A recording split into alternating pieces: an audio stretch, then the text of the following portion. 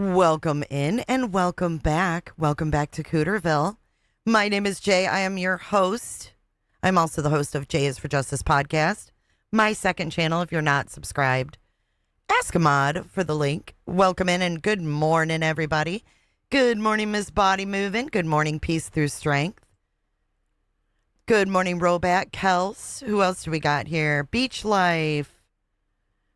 Good to see you, ML Marty. Get your votes in the poll. I'm curious what you guys think about Grayson after more and more and more comes out.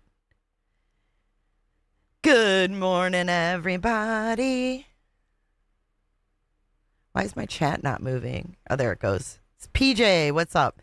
Casey, good morning. Angie B in the house. Hey, Cinda, mom of a Swiftie. Passion, Garden Glitter, Lana K. What's up? Good to see all of you guys. Thanks for joining me today. Today's live stream, we're going to go over at least 3 declarations. We've got a whole bunch more. We've got all the exhibities. So we've gotten more since yesterday. We have all of Lauren's exhibities. And we have a whole list of documents that we haven't seen yet. So what we're going to go over today is the second declaration of Lauren Matthias.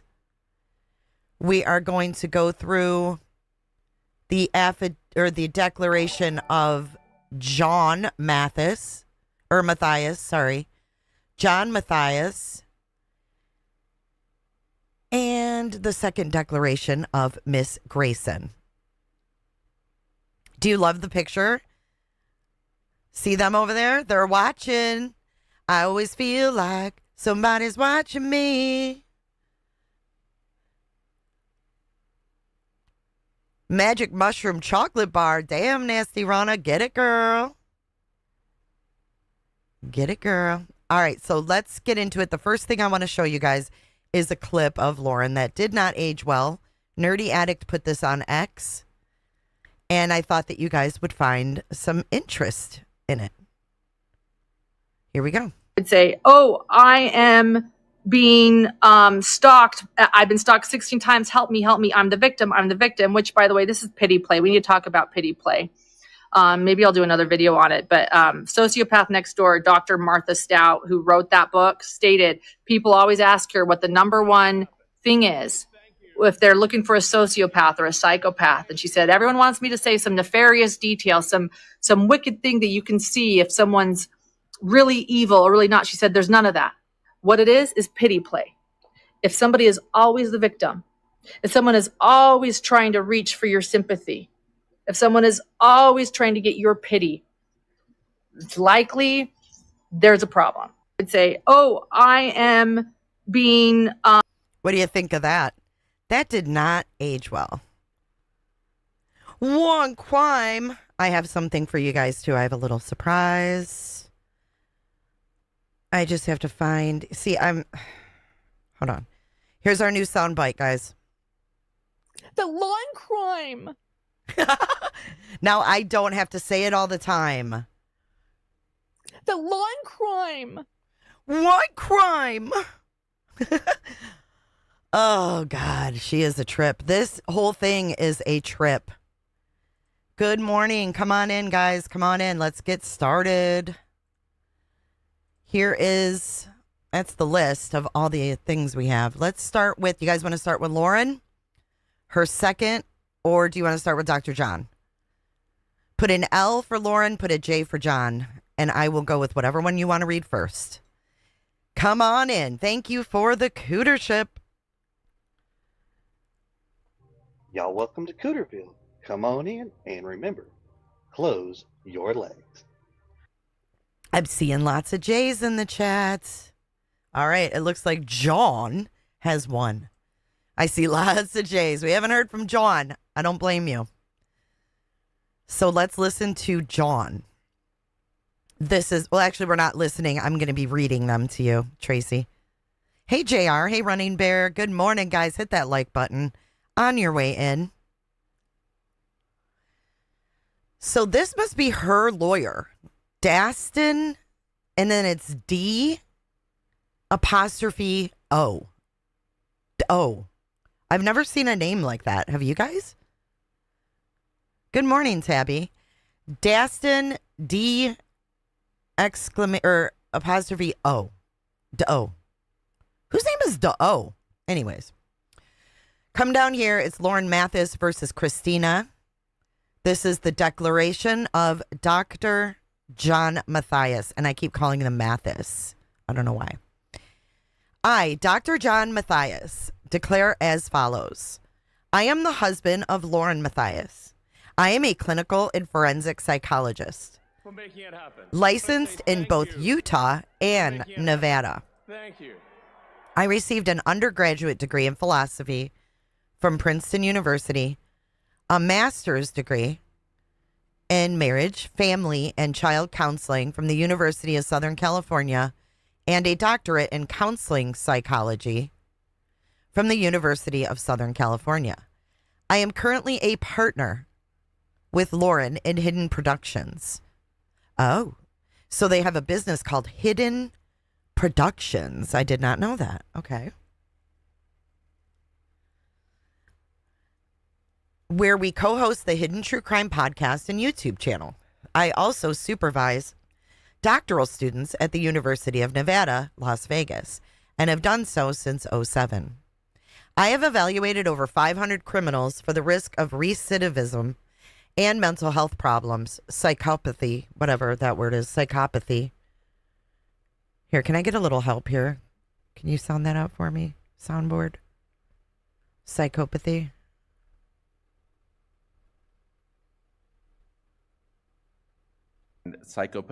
Psychopathy. Okay. Related to criminality. I have been certified by the Utah Department of Corrections and the Utah Network on Juveniles Obtaining Safety to conduct forensic evaluations with both adult and juvenile sex offenders. I have been approved by the state of Nevada Parole and Probation to perform forensic evaluations and to work with juvenile and adult offenders in therapy groups. Okay, so you work with sex offenders?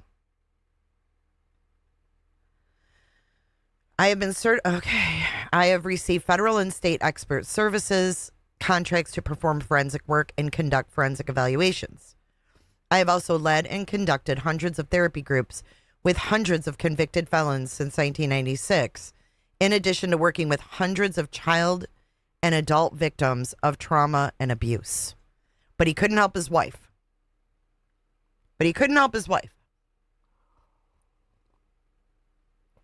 Welcome in, everybody. Please hit the like button and get this video out in the algorithm. Since April of 2025, I have personally observed the ongoing harassment and stalking directed at my wife, Lauren. Both as her spouse and a licensed psychologist, I have witnessed the profound toll this harassment has taken on her mental health. She has suffered from heightened anxiety and depression, hopelessness and despair, and repeated panic attacks. She has internalized many of the cruel and false narratives directed at her, which has eroded her self-esteem.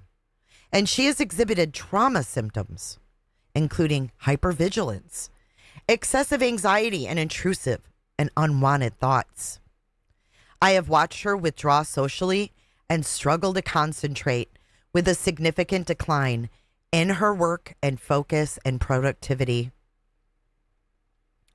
She has also experienced ongoing insomnia, reduced appetite and weight loss, feelings of inadequacy, fear, irritability, frequent migraine headaches, and persistent stress-related gastrointestinal problems. On more than one occasion, she has expressed suicidal thoughts, overwhelmed by the relentless nature of the malicious and false attacks towards her. The day I will never forget is July 7th, 2025. At approximately 5 in the morning, I woke up to Lauren rocking in our bed in visible distress. Welcome, Jackie. Thank you for joining today. She was holding her legs tightly against her chest in the fetal position as she rocked back and forth on the bed. She was experiencing a severe panic attack, and she told me she did not want to live. That moment was devastating for me as her husband, and deeply alarming as a clinician who understands the seriousness of such statements. Never once in the 10 years that I have known Lauren has she ever expressed or considered such suicidal thoughts. I was devastated and concerned by this extreme change in her behavior. Wow, he's really putting on the dramatics, huh? Damn, Mr. Joan. I can't call him Dr. Joan. I can't call him Dr. Babe. It makes me want to throw. I can't call him Dr. Babe. Can we please not do that? Can we please just not call him that? Our 8-year-old son has also been greatly affected by these events. He has developed an unusual sense of responsibility to protect his mother, telling her that she must promise to run to save her life if he tells her to, and not to ask questions. He lives with the constant fear that harm will come to her, and his sense of safety has been diminished. He mirrors his mother's anxiety and distress, and he has attempted to comfort and protect her. He's 8. He's 8. Untamed River Media and Productions? Weird. Why would he do this as a professional? Why the fuck would he do this? He has withdrawn socially from friends, struggled to fall asleep at his normal bedtime, and significantly reduced his appetite since the stalking began.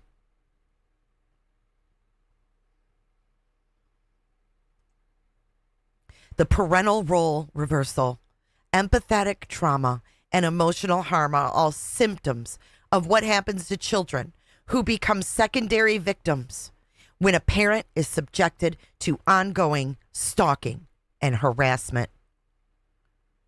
This impact has extended to me as well.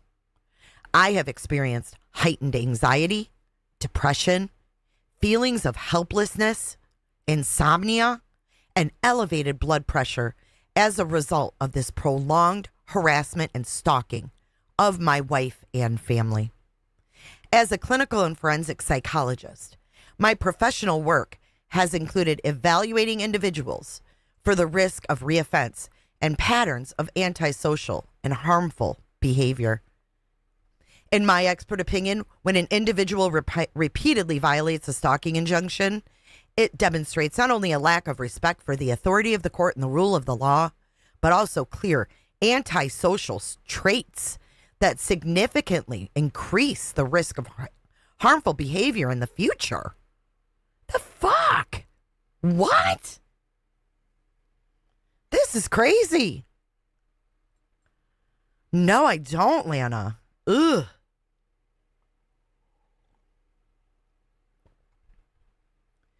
For this reason, I am especially concerned for the safety of my wife, my family, and myself. These restraining order violations, combined with the escalating psychological harm we have endured, have led me to respectfully request that the court not only uphold, but strengthen the stalking injunction in this matter with the recommendation of a referral for criminal charges. Fuck you, Dr. John. Fuck you. Criminal charges. Did I ask them to do that? Are you fucking kidding me? Him too? They want this girl to go to jail. He should not be doing this. This is a conflict. He cannot analyze his wife as a expert witness. That's all of his, though. Nothing about Grayson. All right, so which one do you want to do next? Grayson or Lauren? Because they both have second declarations. Sorry, I keep saying depositions. Second declarations. Put an L or a G for Lauren or Grayson. Wouldn't trust that guy as far as I could throw him. Horrible. Criminal charges. And Lauren wanted her to wear a tether. Lauren wanted her to wear a tether.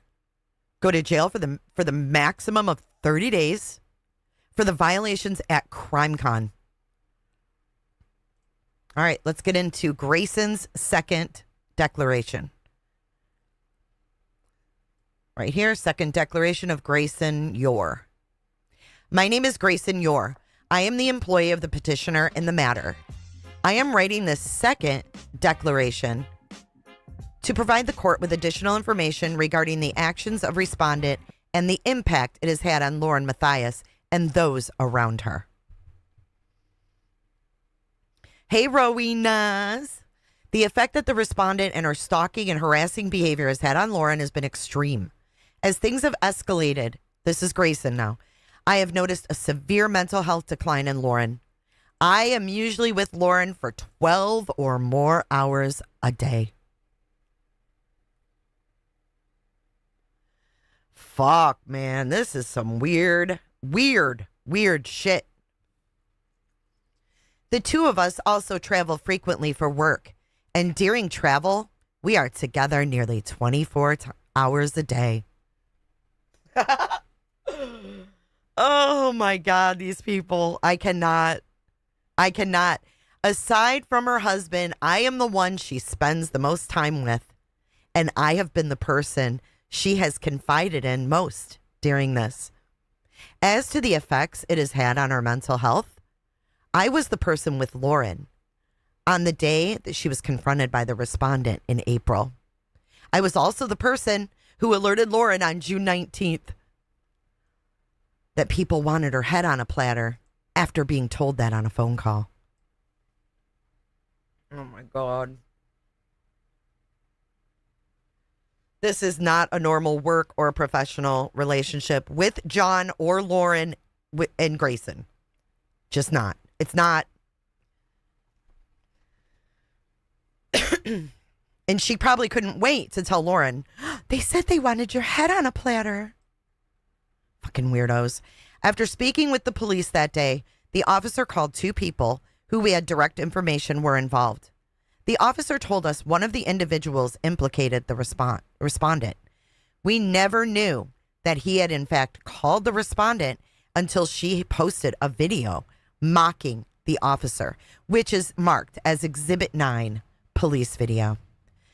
Now, I want to clarify. She was not mocking the police. We read the initial the police report from Boise, right? She wasn't mocking them. She was asking clarification on the laws that he was saying she was breaking. She wasn't harassing him. Just a few days after we called the police over safety concerns, a video popped up on my TikTok For You page made by the respondent. Why didn't you ever blocked? Why didn't you ever blocked, Grayson? After clicking the profile, I quickly realized that it was the respondent that had made an entire profile dedicated to harassing Lauren. I was the one who informed Lauren about this. Again, there she is again. She notified her about the head on a platter. Now she's notifying her about the TikTok. The shift in Lauren's mental health became even more noticeable after the public social media attacks begin. I have seen panic and fear in Lauren over the last few months as the respondent continues her pattern of escalation. Yes, Grayson following people. How about the retired Orange County officer who was at CrimeCon and said to, was it Christina? Someone's been following you, and they pointed out Grayson. I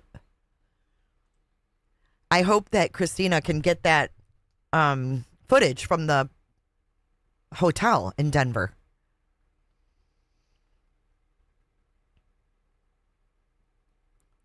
I have had numerous conversations with Lauren about the effect this conduct has had on her mental health. On multiple occasions during those conversations, she has expressed that she did not want to keep living because of how difficult this has been. I have spent many hours with Lauren listening to her, helping her process events, and assisting her in looking for ways to stop the respondent's escalation.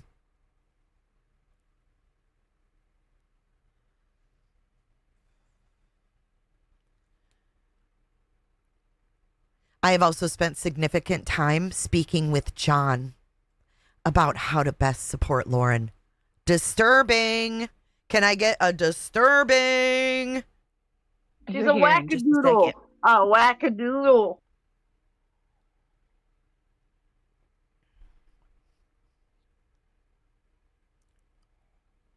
I don't know, Liz H. Here we go. One of the most difficult days was July 7th. When John came to me over his concern for Lauren and her expression of wanting to kill herself. That same morning, Lauren had texted me saying she had a panic attack. Later that day, she expressed concern over John's health to me over text. Exhibit 40, concerns. John's mental health has also declined as a result of the respondent's conduct. He frequently tells me how stressed he feels and that he is unable to complete work tasks I have asked of him because there is simply too much happening. When Lauren and I are out of town, he often calls me just to confirm that nothing has occurred and we are safe. Weird. Dr. John is calling a 24-year-old to make sure his wife is safe? Dude, what in the fuck? The respondent's conduct has also had a significant impact on Lauren and John's 8-year-old son. I frequently spend time with him and take him on outings. And he has confided in me that he has overheard conversations about what is happening. Oh my God. I'm being cyber stalked. What's up, Belinda?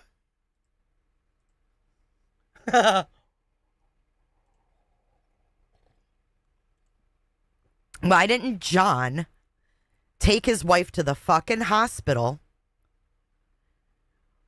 when she was rocking in bed saying she was suicidal? She should have been hospitalized. What kind of professional are you, John?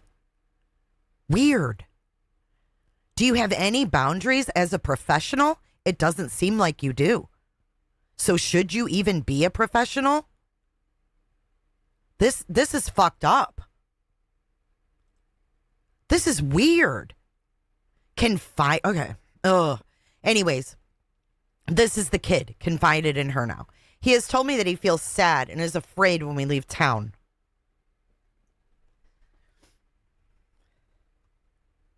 Right, he's just going to let her leave town, Ashley? Yeah, right. Although every effort is made to limit such discussions in his presence, it has been nearly impossible to shield him completely, as the respondent's behavior occurs at all hours. If it occurs at all hours, isn't the kid asleep at night? Come and knock on my door. That's fucking weird. You can shelter an 8-year-old from this bullshit. It wasn't even fucking serious. Fuck off. These people are shit people. Sorry, not sorry. Good morning, Miss Pines. Yeah, this is fucking weird. How old is Dr. John? How old is he, Lana? He's got to be 50 at least.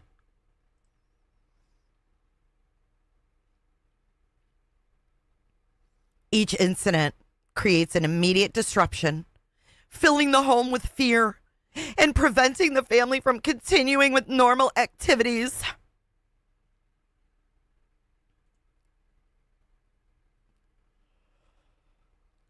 Over time, I have also observed changes in his behavior. He has become more irritable and more tearful. His appetite has decreased and he's grown increasingly attached to Lauren. For making it happen. Say thank you. That's his mom? Thank you. Shouldn't he be attached to his mom? These people are fucking weird. Sue me. Thank you, Robot, for your super chat. The hand that rocks the cradle equals Grayson. Yep. John wouldn't have to call Grayson if Lauren answered his calls. Just saying that alone is sus as fuck. I agree. Thank you for your super chats. Thank you, Snaz, and thank you, Robot. He's grown increasingly attached to Lauren, often needing to be at her side when she is home, and often refusing to let any other adult in the home help him with basic things besides her. Lauren, John, and I work closely together in their family business.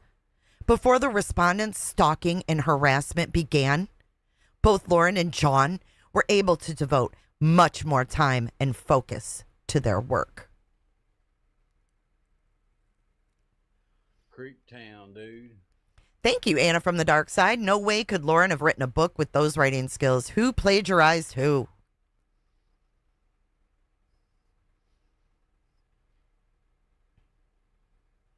Since the respondent's conduct started, those meetings have largely shifted away from business planning and instead center on how everyone is coping and how to keep the business functioning, despite the constant harassment and fear created by the respondent and her accomplices. After the court granted the temporary civil stalking injunction on September 4th, I hope that Lauren and I would finally feel safe attending upcoming work events. However, within mere hours, the respondent violated the order, and since then, she has continued to violate it repeatedly. Jay Brad, welcome to Cooterville. She says, welcome to Cooterville. Everybody close your legs. Everybody coming in, close your legs. Close your legs. Here we go with Crime Con. From September 5th to 7th. Thanks, Shelley Crabtree. Fuck you too. Evil witch. We're not mean. We're not mean over here. But you know what you can do? Besides take a seat?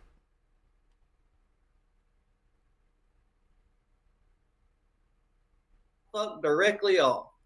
How am I an evil witch for reading their fucking words? Get the fuck out of my chat. You're an evil witch because you're reading court documents and showing their own words. How dare you? Oh, and while I'm at it, fuck you, Glarer. Why don't you fucking pick on men? I go into Turtle Boys Live this morning. I say one fucking thing. One. I say, love the brows. And who comes at me? The fucking Glarer. Why don't you go have a shot of whiskey, sit down, smoke fucking 10 cigarettes, and shut the fuck up? Help a brother out here. Piece of shit. Sick of these motherfuckers on here. Who even fucking are you? Oh, I went in there and he's like, watch out for the cunt. Yeah, who the fuck are you? Fucking weirdo. Anyways. He must want to fuck him. Turtle Boy, I think Glare wants to fuck you. You might want to watch out. You might want to watch out.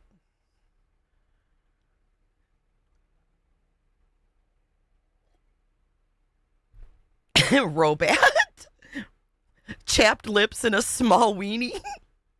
Yeah, straight at it. All I fucking said was, I love your brows. Yeah, he's weird. But I guess he's got me blocked. So, fuck you, Glare.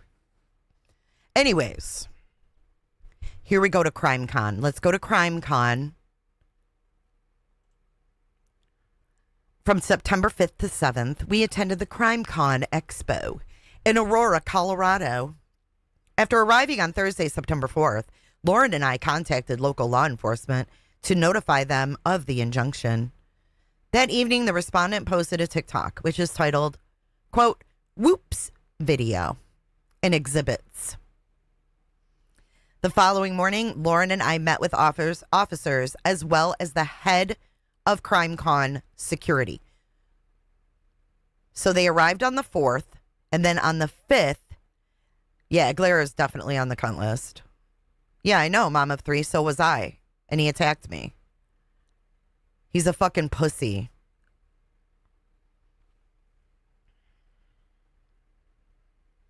He's always been a pussy.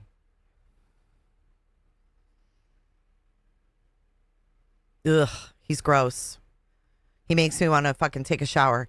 During that meeting, we were informed that the respondent herself had already spoken with CrimeCon staff about the injunction and had essentially indicated that she intended to disregard it. I wonder if that's even true. I have a hard time that Christina said she was going to disregard it, because when I saw her talking to the officers, she didn't make it sound like she was going to disregard it. She said she was going to fight it, but not disregard that she got it. There really is no history lesson. He's a fucking user. That's all. He's a user. He talks horrible to women. He's an alcoholic. He's fucking gross. And he has a sketchy past, period. He's disgusting. He's not a good person at all. So he's intimidated by women who could stand up for themselves, I think, because he's a pussy. Yeah, there really is no history. I don't know him. I don't want to know him. Yeah, I think he hit his kid. He's a fucking loser.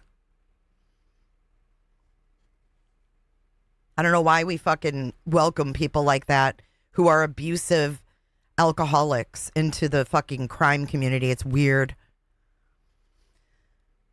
Okay, so I'm going to stop looking at chat for a little bit so we can get through this. This one's long. Right, and he doesn't do bajingo. Fuck him. Okay, here we go. This is back to CrimeCon. To say both Lauren and I had an immediate increase in fear is an understatement. We missed the first few hours of CrimeCon while we waited for the Aurora Police Department to ensure she was removed. The fuck? Oh, now they missed a few hours. I hope that Christina sues the fuck out of Lauren and gets all her money back from CrimeCon and then more.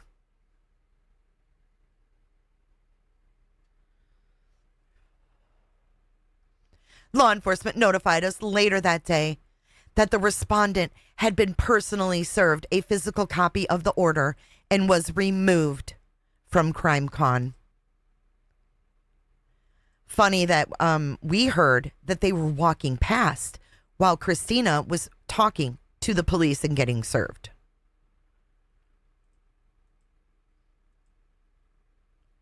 Just hours later, the respondent was standing only a few feet away from Lauren and me in the bar area of the hotel with only socks on. Oh my God. I cannot with this girl. I cannot. With only socks on. Why do they even have to say that? Look at this.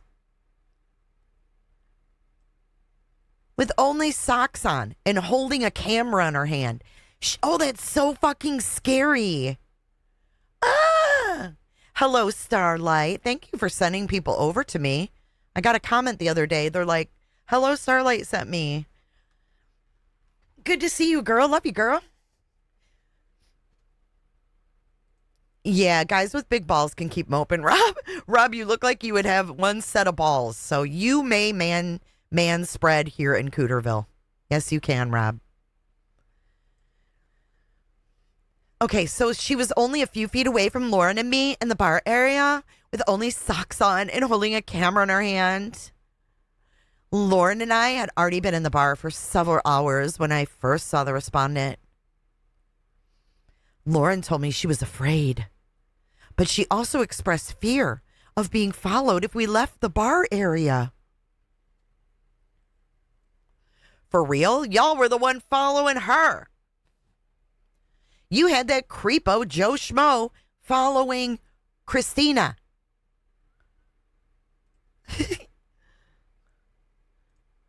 Right. I mean, if you're hanging out in a bar and you're sitting on couches and shit, who cares if she slipped her fucking shoes off? What is with these women and her being in socks?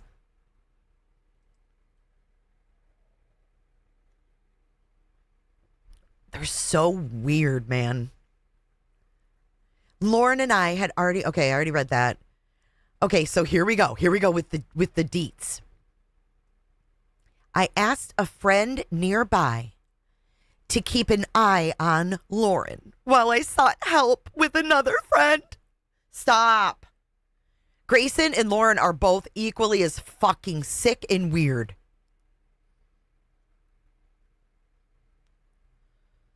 Come on now. They should hand out grippy socks next year at CrimeCon. I first asked hotel staff if there were any officers nearby. When I was told there were not, I returned to the bar and called an officer with the Aurora Police Department. So here we go. She called again. She's always been the cop caller. Lauren has set her up to be the cop caller. She called about extortion. She's going and seeking out cops at CrimeCon, and she called the Aurora Police. Who do you think sent the email to Aurora Police days before anyone even arrived for this function? I would think maybe Grayson. And you know, I almost wonder if the cops didn't get an email from a fucking Proton account. It was Red Flats under the penalty of perjury. Yes, ma'am. The respondent remained in the bar for quite some time, but left shortly after noticing I was on the phone. She then made 2 more videos and targeted social media accounts on her targeted social media accounts within just a couple of hours after leaving the bar. When Lauren and I saw them, Lauren expressed extreme fear due to the threatening nature of the videos. The videos were not threatening. I think it's a Wawa. I'm in a Wawa and one crime is you. The lawn crime.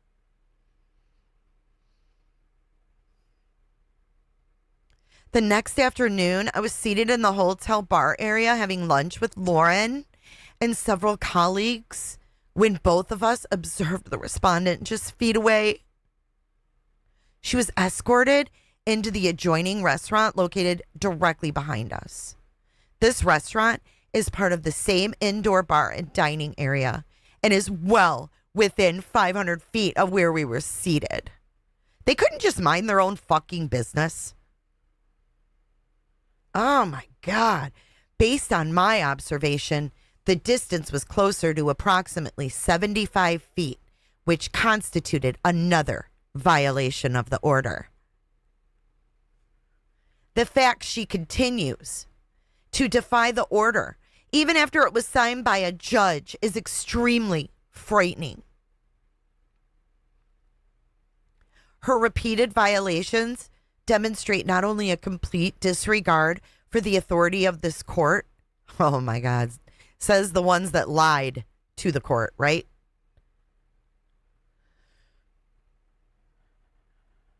Regardless of the legal consequences. This makes it impossible for us to feel safe, as we are left to wonder when and how she will next attempt to insert herself into our lives. It shows that standard boundaries and legal directives do not deter her, leaving us in a constant state of fear and vigilance. The ongoing defiance underscores the seriousness of her conduct and the urgent need for strong and continued protection from the courts. For months, the three of us have attempted to move forward and disregard the respondent's behavior. However, it has become impossible to ignore, as it continually disrupts our core sense of safety and relationships with those around us. We live in a constant state of fear, losing sleep, and bracing ourselves for what the respondent may do next. This conduct has only escalated over time and has never de-escalated. Lauren and her husband deserve to perform their jobs without fear of being stalked and harassed through multiple avenues. Lauren deserves to be able to attend work functions out of state without fear of who may show up and harm her. She shouldn't have to be panicked 24 hours a day about what the respondent may do next, how it may impact her life and the life of her family and her family's livelihood. The respondent has shown that she will go to great lengths to harm Lauren and seemingly anyone in close proximity to her. Is this bullshit or what? For all of these reasons, I respectfully ask the court to grant a permanent civil stalking injunction. The respondent's conduct has not diminished over time, but has only escalated, even in the face of judicial orders. This ongoing pattern of harassment and intimidation has stripped Lauren, John, their young son, and all of us who work closely with them of any sense of security in our daily lives and professional activities. Without lasting protection, Lauren will continue to live in constant fear for her safety and the safety of her family. A permanent injunction is the only measure that can provide the security and peace of mind necessary to allow them to move forward with their lives and their work without the continual shadow of fear created by the respondent's actions.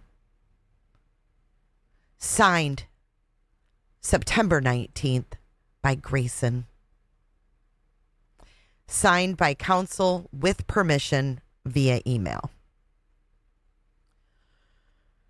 Oh, God. Who wrote this mess?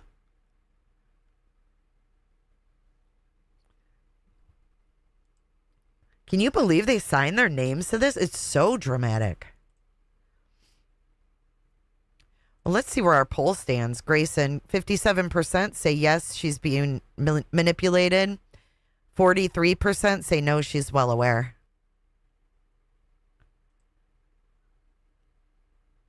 It does sound like Chat GPT to me, too. I think they use that for their episodes.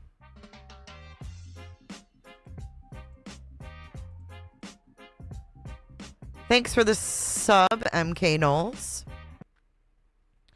Okay, next on the docket is the second declaration of Lauren Matthias. And I didn't know how long it would take us to get through these. So this one is, I think it's like 18 pages. So we'll see where we're at. But I'll definitely chapter this afterwards so you guys can come back, and if you want to listen to a specific declaration. Hey, Jennifer. I know, coconuts. It is quite entertaining. I mean, I can't lie. Seeing this level of entitlement has blown my mind.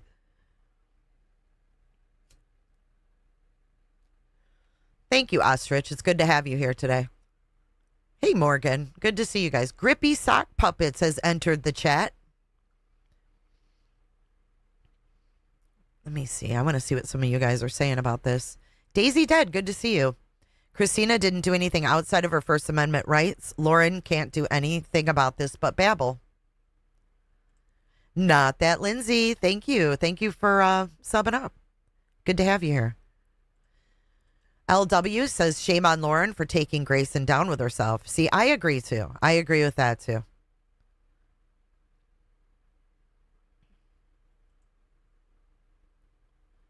My chat is really slow. I'm a little bit behind.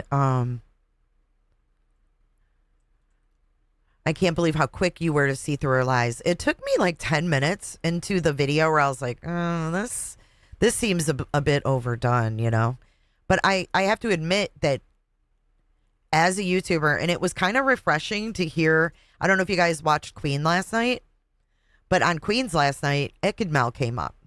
And I've never really had any dealings with Ikadmel, but he came up and like they were asking him questions about, you know, how he felt about all of this, and he was giving his opinion. But he did say, like, I kind of never like meshed with those people because they were very cliquey. I said the same fucking thing.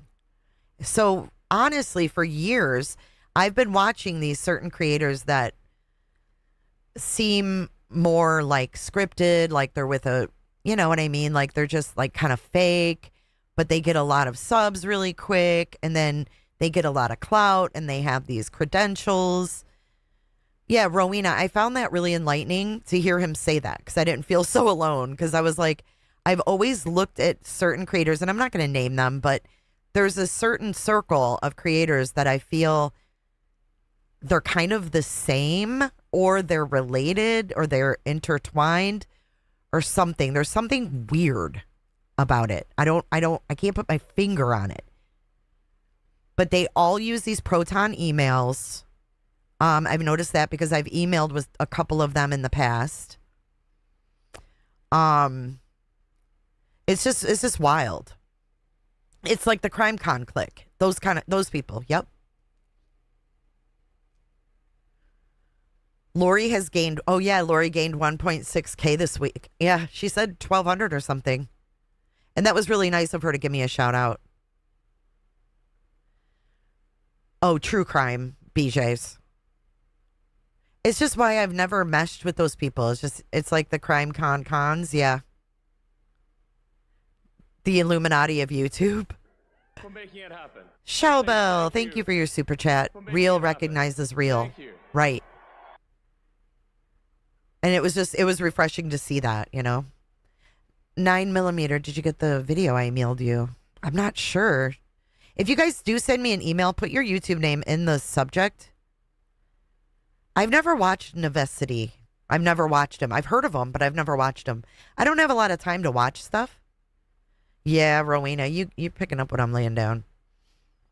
The True Crime Besties.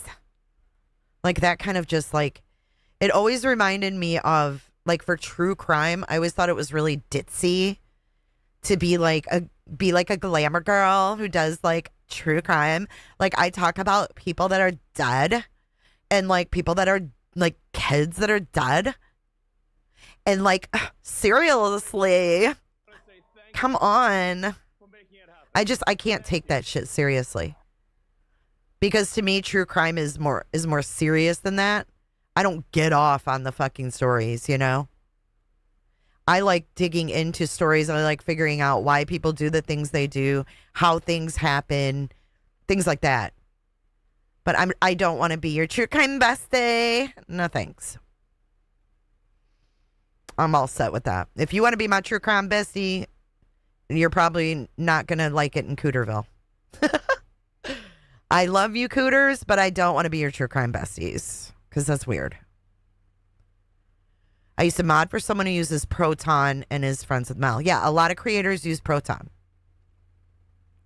So that's why I think that, oh my God, and Starlight, while you're here, can you tell the audience about Duty Ron and Oni?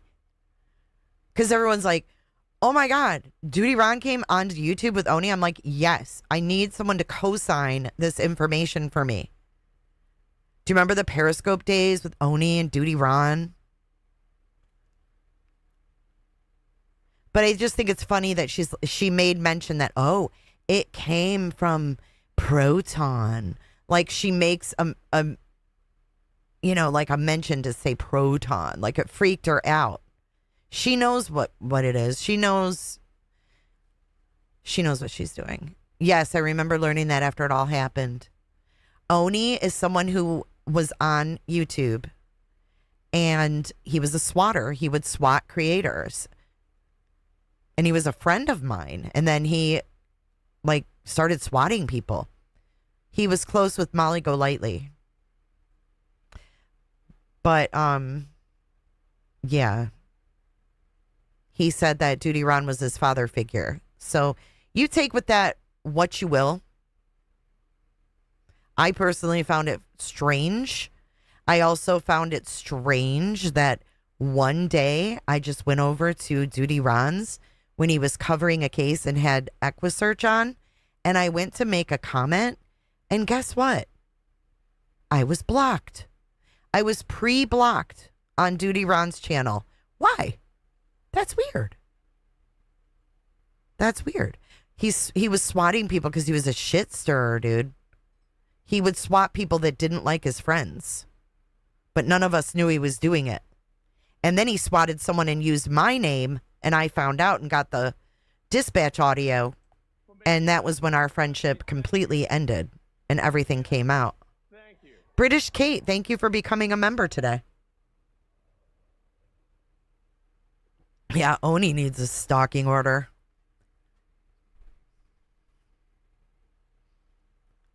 I'm glad that a lot of you guys remember that. I've been around for 8 years. Yeah, he swatted his own self using my name. Made it look like I swatted him. It was horrible. He called the police and said that he was me. And he said that there was like a domestic going on at his house. And that I was worried for their safety. And then he was live and the cops came over and he duped everybody. So everybody started super chatting him when the cops came. Yeah, it was horrible. I've had horrible things done to me. He actually caught a misdemeanor for that. He actually caught a misdemeanor for that. He had to go to court. Oh, it was horrible, man. I think Proton is kind of freaking people out because they think it's like a hacking thing or, because it's private. It's just a secure email instead of using Gmail or Yahoo. Hey, Gwen. Why don't I do a show based on everything that's happened to me? I can't even remember it all. Yeah, he says he's an I don't even know. That's why I say I'm not against people trying to check people's credentials because I don't trust half the fucking people out here. You started watching YouTube in 2013? Yeah, there's nothing nefarious about Proton. But she's trying to make it sound like it's a hacker because she also brought in, the fake texts, the hacking of her iCloud and all that, and then throwing in a Proton just makes it sound more nefarious. Wait, what? McGruff, can you please cover Melanie Little's response to Lauren? She said she spoke to Lauren, was going to make legislation, get chat's IP addresses, and then with the backlash lies and says she didn't say it. Did she take it down? Hey, Ann M. I'm here because Turtle Boy in chat mentioned you. Thank you, Ann. Well, that's good. I hope I wasn't called a cunt. I hope that I wasn't called a cunt. McGruff, what's all over the X? I'm sorry, my chat is behind. Rob. You were on the scope from the very beginning. Melanie Little did not say that. McGruff, it's all over X. Okay, I'll check it out later. I'll check it out and see what's the truth roof. Turtle Boy loves cunts. I told Turtle Boy chat that you were covering this. Oh, I bet the chatters loved me. I went in there and said I loved his brows and got called a cunt. So Ikadmel is very nice. He is very nice. He's one of those creators, like, isn't afraid to say, like, hey, you did a good job. You know what I mean? He's not, like, in constant competition with everybody.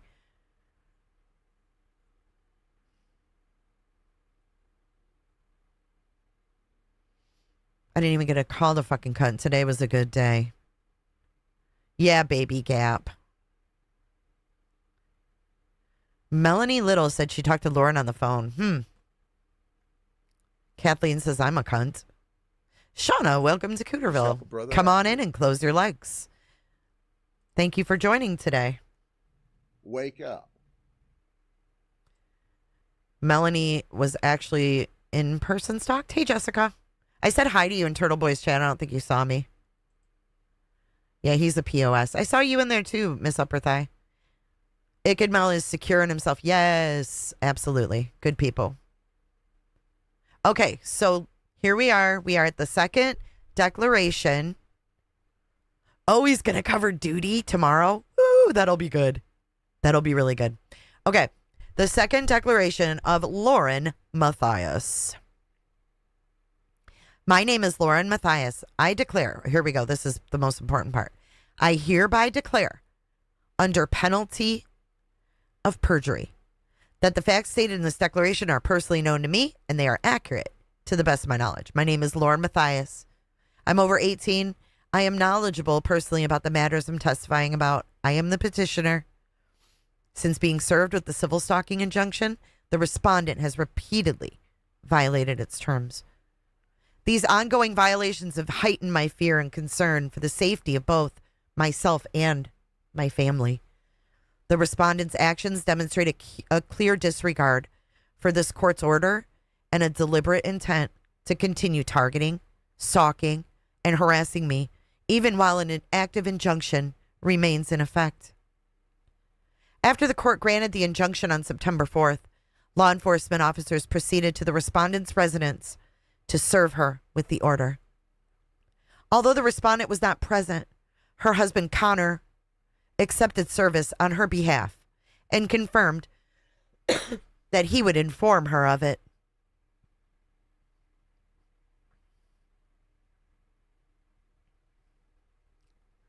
Accordingly, she was considered properly served in the state of Utah. Later that same evening, the respondent published posts on both TikTok and Instagram using public accounts she has previously created for the purpose of targeting me the past many months, which is in direct violation of the civil stalking injunction that states not to post on TikTok or Instagram.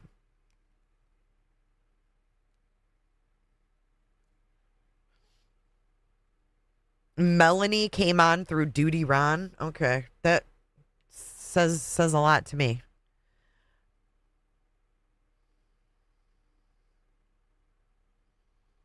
You know, I don't really care what people say about me in chats. There's people that talk shit about me every day. So you guys don't have to come in and tell me. It's all good. On Prime Crime. Can you guys hear the soundboard? On Prime Crime. Can you guys hear that? Why can't I hear that? On Prime Crime. That's weird because I can't hear it in my headphones. Hold on. The law and crime. Okay, I hear it now. Are they really Ash and Sugar? They're taking away the names and going to all ats? Well, I like that I still have the at, or I still don't have the ats. On Prime Crime. Okay, so then she links to Objection, Your Honor on Instagram and TikTok. In one video, she sang lyrics stating, quote, Whoops, you messed up. Ran around and then you got caught. Whoops, you messed up. Now you're crying about what you lost. End quote. This is not the first time she has used that particular audio in reference to me and feels threatening. What does she intend I lose?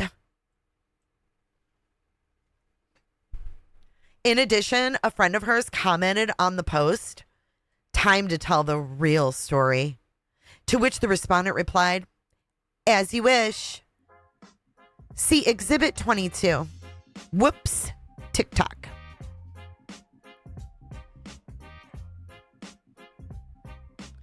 On the evening of September 4th, I was informed that the respondent was present at the same hotel in Aurora, Colorado, where I was staying. The following morning, September 5th, my producer, Grayson, and I met with officers from the Aurora Police Department to provide them with a copy of the injunction and to request their assistance in ensuring the respondent's removal from CrimeCon, as her attendance was prohibited under the terms of the order for my safety. I was further informed by CrimeCon security that upon her arrival in Colorado, the respondent approached the head of CrimeCon security and stated that she was aware she had been served with a civil stalking injunction through her husband, yet she nevertheless intended to attend CrimeCon. She nevertheless intended to attend CrimeCon despite the injunction barring her presence. Hey, thanks, Stacy, for coming in. Everybody coming in from Turtle Boy, thanks for joining today. Appreciate you being here.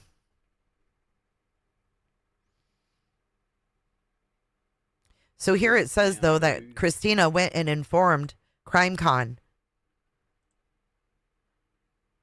Thank you, Snazzy. Thank you for your super chat, and thank you for the DM. Appreciate that.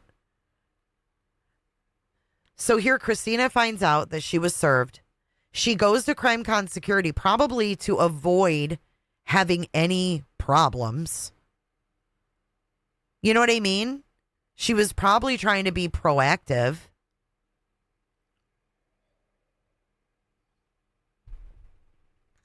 It seems to me Grayson and Lauren are the fucking shit stirrers.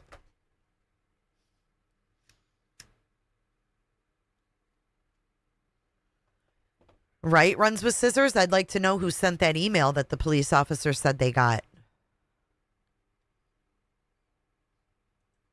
You would have kept your mouth shut? Well, I think she was just trying to be proactive. I mean, maybe she was a little worried about that $1,800 she spent. You know what I mean? It's a lot of money. CrimeCon is a professional work event for me. Oh my God, you liar. You were there as a fucking fan. You were there as a fan, girl. You were not there working. Get out of here. And the respondent and her accomplices, she's calling them accomplices? They're her friends. Oh, I wonder who you're labeling an accomplice. Is Lori Hellis labeled an accomplice to you, Lauren? Who else is an accomplice?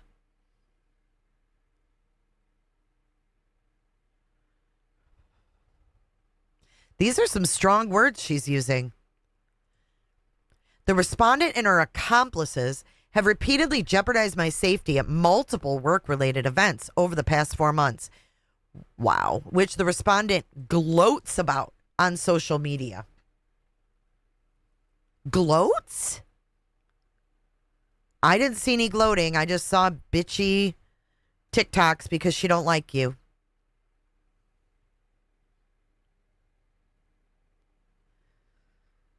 My fear for my personal safety in this situation was extreme. Later that day, law enforcement officers observed the respondent walking through the CrimeCon Expo in close proximity to where I was located. Officers approached her, provided her with a physical copy of the injunction,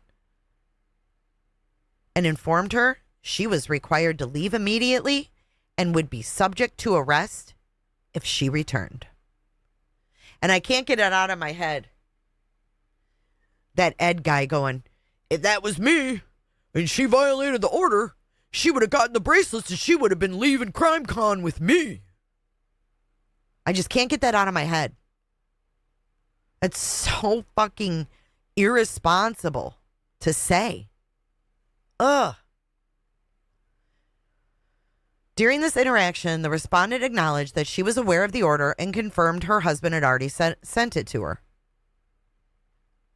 Despite this knowledge, she chose to attend CrimeCon in direct violation of the injunction. She was fucking already there. She was there first. Lauren knew she was going a year before. And just a few months before CrimeCon, Lauren told a friend, I'm not going to CrimeCon. Fucking games.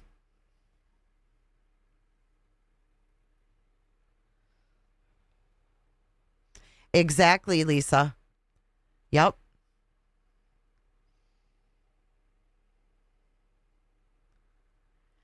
This is all heard in police body cam footage in the afternoon of September 5th. After leaving CrimeCon, the respondent proceeded to publish 2 additional posts on TikTok and Instagram using the same targeted accounts. In the first of these posts, she appeared walking in a field while mouthing along to an audio stating, and don't come over here lying on me because I'm going to tell you what Ronnie, Bobby, Ricky, and Mike said. Don't lie on me. That is my biggest pet peeve. Do not lie on me. Ronnie, Bobby, Ricky, and Mike, why are we bringing New Edition into this? Why are we bringing New Edition into this, Lauren? Oh my God. As with her prior posts, the comments were populated by individuals the respondent routinely engages to further her ongoing efforts to target and harass me, many of whom were at the CrimeCon Expo. Look what they named this exhibit. Exhibit 23, live video.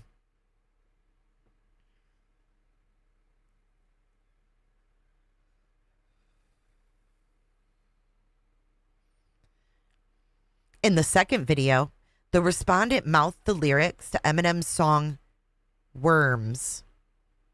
The content of this song can reasonably be interpreted as threatening. The opening lines include, quote, you claim if you get knocked by the cops, you'll give them not even a statement. Walk in the arraignment, shoot the bailiff, karate kick the plaintiff. End quote. He sure did. He sure did, Chico. We can't forget that. This is all manipulation. The portion the respondent chose to perform stated, quote, because nobody likes me. Everybody hates me. They want me to go eat some worms. I hope you're offended and drag my name through the mud, through the dirt, but I'm going to make you eat your words. End quote. Oh my God. This is embarrassing. On Prime Crime. Could you imagine? I can't wait until like Jesse Weber can report on this and start out with Christina's TikTok. Nobody likes me. Everybody hates me. I'm going to eat your worms. And then he's going to go tonight on Prime Crime. I could make a parody fucking Prime Crime. God damn, that's funny. By deliberately selecting and performing these lyrics on the targeted social media accounts, the respondent conveyed a threatening and harassing message directed at me in direct violation of the active injunction, Exhibit 24, Worms video. Additionally, later that evening, while I was in the bar area of the hotel, I observed the respondent standing just a few feet away from me holding a camera. In her light of her established pattern of targeting me through these photographs, recordings, and videos, her close proximity with a recording device was extremely threatening and placed me in genuine fear for my safety. Bitch. Girl, bye. If you would have felt threatened, if she pushed you up in the wall, like at the end of a hallway and she had a fucking knife. And then I could see you writing this. But for Eminem's Worms song, you should be on prime crime. God, I hope she gets in trouble for this. I don't know if she can, but I would love to see her have some accountability in all of this shit. The respondent only departed after noticing that my producer, Grayson, was on the phone. At that time, Grayson was speaking with an officer from the Aurora Police Department. The lawn crime. This conduct occurring after she had already been warned by law enforcement earlier that day demonstrate her intentional disregard of the injunction and her ongoing effort to intimidate and harass me despite the court's order. The officers had reinforced over and over that she was to be 500 feet away from me at all times. Exhibit 25. Christina in bar. Photos 1 and 2. Look. 2 photos. Not just the one we've seen. I later learned that a friend of mine who was aware of the ongoing threats and stalking had taken photographs of the incident. Boom. Right there. Joe Schmo and Megan. Bing bang. Joe Schmo and Megan are number 38. Idiots. Although she just says a friend. She doesn't say plural. And we know Joe Schmo admitted to it. He said he took 4. Let's see if we can look at the exhibities. What number was that? Exhibit 25. Let's see. Oh, it's not in here. It only goes up to 22B. Why don't we have Exhibit 25? Creep town, dude. That sucks. Always groovy. Thank you for your super chat. Care not what others say. Tough truth being presented very well. Rah, rah, rah, Jay. Thank you so much. I appreciate you. The lawn crime. So I guess we don't have that. It only goes up to 22B. Okay. These photographs clearly show that the respondent was standing only a few feet away from me and my producer, Grayson. Despite the active civil stalking injunction prohibiting such conduct, her deliberate proximity felt extremely intimidating and was intended to cause me fear and distress. Additionally, on Sunday, September 7th, while I was seated in the bar area for lunch, I observed the respondent being escorted by security to the restaurant located directly behind me. Once again, she was within less than 500 feet of me, in direct violation of the injunction. Her continued proximity placed me in fear for my safety and further demonstrated her disregard for the court's order. On Wednesday, September 10th, one of the respondent's associates, Lauren Matthias, published a video on YouTube. In that video, she specifically discussed the civil stalking injunction using my name to identify me publicly and to emphasize that I had served the respondent with an order. The video was created and disseminated with the deliberate intent of targeting, harassing, and intimidating me. So enter another accomplice, Lauren Matthias. Unbelievable. Although the video itself contained numerous false statements, the respondent publicly commented on it, writing, quote, "Thank you, Lori, thank you," followed by 4 crying emojis. The lawn crime. The fact that the respondent enlisted, oh, and look at, that's an exhibit. The eyeballs, or no, the crying emojis are exhibit 26. We have eyeballs as another exhibit. I do remember that, Dragonfly, yes. The fact that the respondent enlisted, she's calling this a fact, girl. The fact that the respondent enlisted or encouraged someone to create and publish a public video about me has made me feel even more unsafe. Okay, prove.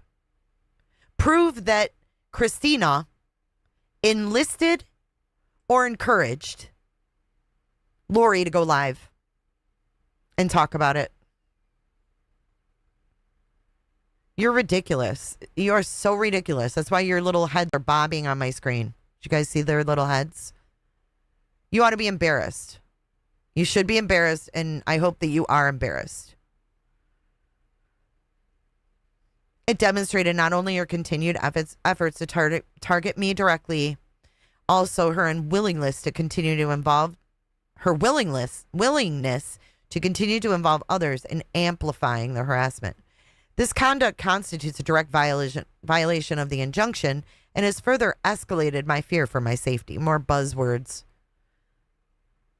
Following the publication of the YouTube video about me, I received a threatening email. There we go. I think these were fabricated. How many of you think these were fabricated? Type a 1 in chat if you think she fabricated the email that she got that threatened her. Put a 2 if you think it might be legit, because she only did get 1, and she's calling it threatening because they said they're going to expose her. Because it's pretty interesting, right? That after Lori Hellis goes live, Lauren Matthias suddenly receives a threatening email and multiple threatening comments online. I see tons of 1s. I agree with you guys. I do. I hate to think that, but it's fucking just too wild. The timing of it, the timing of everything, how she did all these interviews with Mormon Stories and that other Radio Free, just right before when all this was going on and her life was in danger, as she said, to the point where we read Dr. John's declaration. Dramatic as fuck.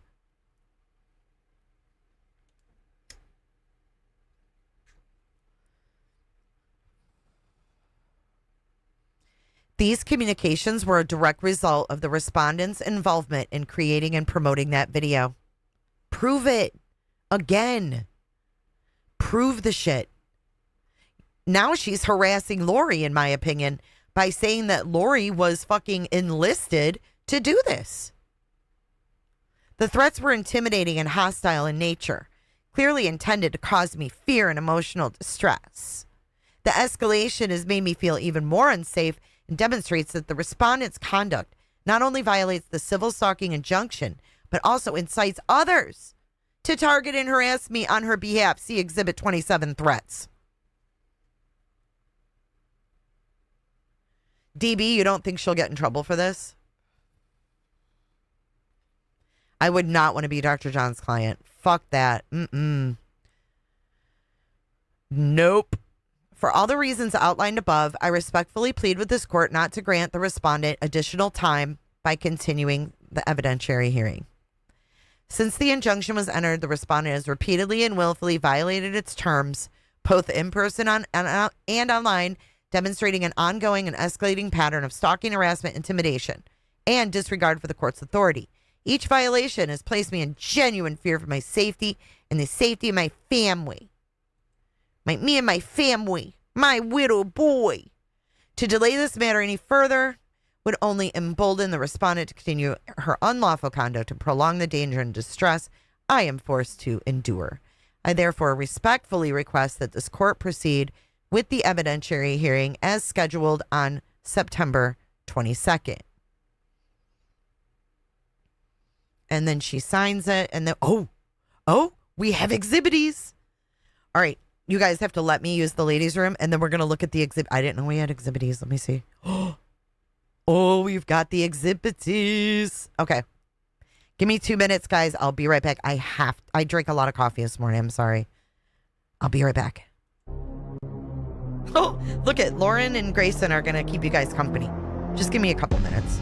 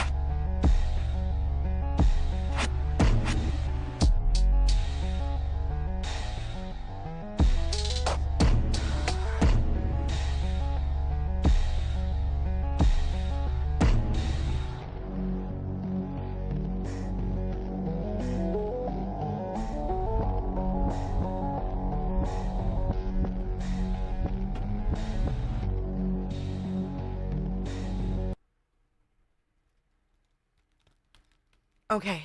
Thank you guys for being patient. I appreciate it. Okay, let's go through these exhibities. Can we get some eyeballs for Lauren in chat? What else makes her scared? Eyeballs and crying faces.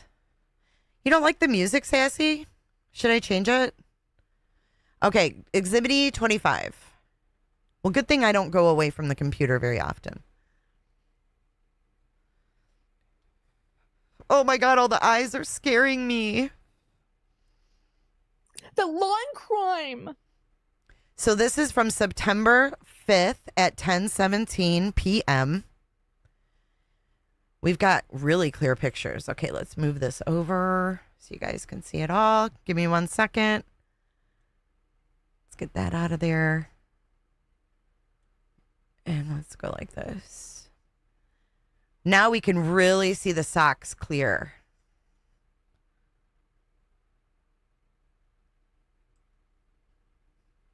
All right, let me get rid of the chat box. I'm going to make this full screen so we can see it real good. Okay. We have got the Exhibities. That looks like Nate Eaton and his wife sitting with Lauren and Grayson. Not going to lie. That looks like Nate Eaton and his wife. There's Christina in her socks taking the picture. Let's see. And you can see right here the empty cups and stuff from where they probably moved down. Now, the question is, do you guys think this awkward lady in the heels is fucking Trisha? Although I've never seen her with her hair up. Hold on. We're going to zoom in. Is that Justin from TikTok right there?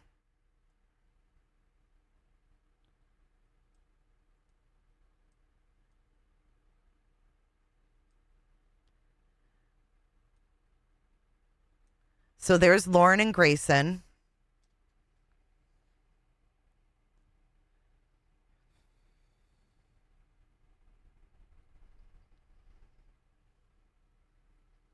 Isn't it? Is that Nate Eaton and his wife? I'm waiting for the chat to catch up.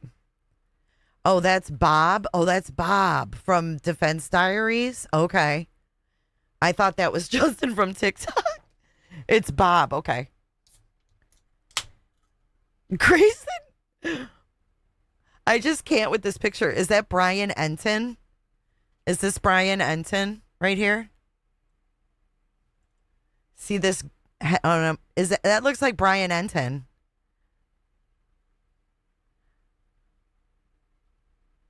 You're saying this is Bob Mata right here?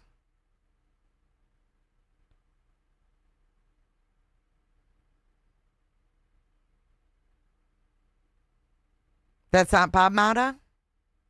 No, that's not Nate or Erica?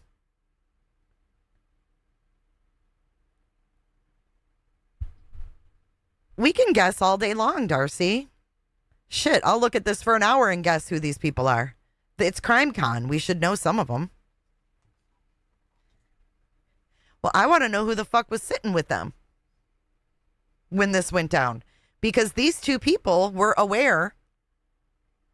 Probably. I mean, look at them. They're all like, oh, look at, they got their phones. And these two are kind of sitting back. Like, they don't look necessarily scared. And then if we move over more, okay, we've got the lady, the lady in the wedges. You don't think that's Trisha with her hair up because she went to the Clue Awards? I bet you she'd get dressed up for the fucking Clue Awards, though, body, and put that ratchet straw up in a bun. Let's see.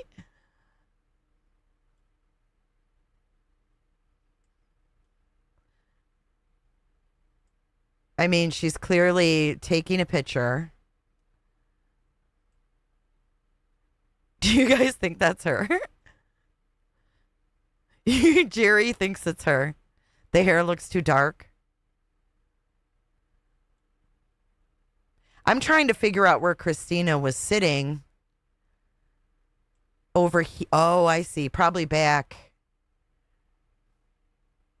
Over here by this couch.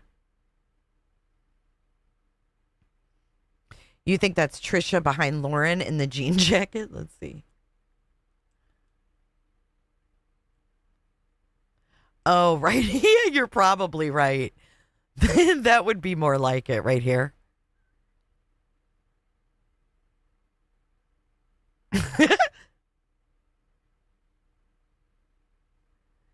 Christina, I guess, was taking a picture of the people she was sitting with. Anjanette Levy, Lori, Hellis, and I don't know who else.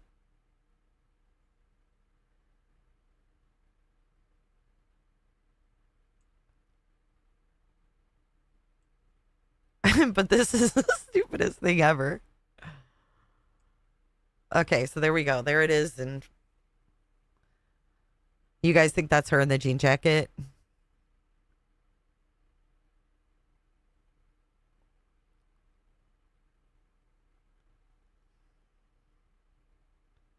Yeah, I don't know.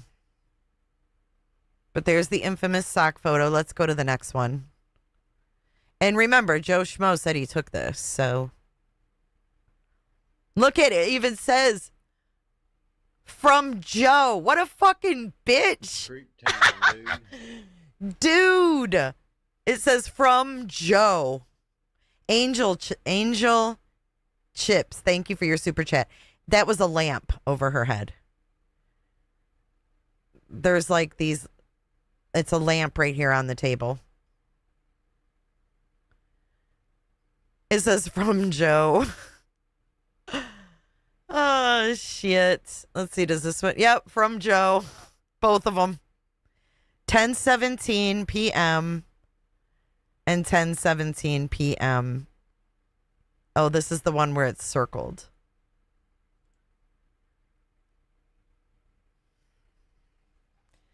Did Joe get paid for this?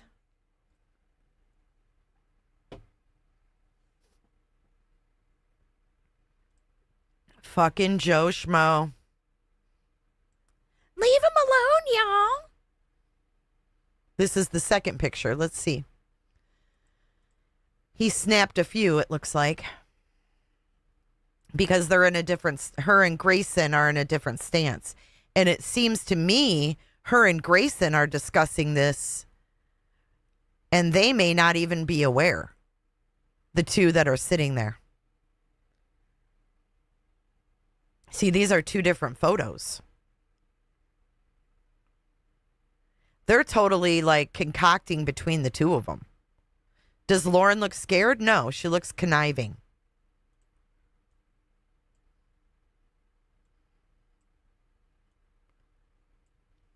Caption this picture.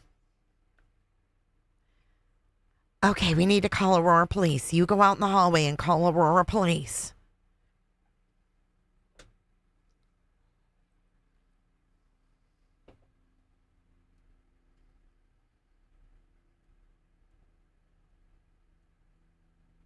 I mean, this lady is clearly like leaning back in her chair. She is not participating in the conversation here. That's what I see. And Grayson's like, what do you need me to do next? And then there's Christina still taking pictures. Different photo. She's not even looking at them. She's not even looking at them. And these two are over here concocting shit.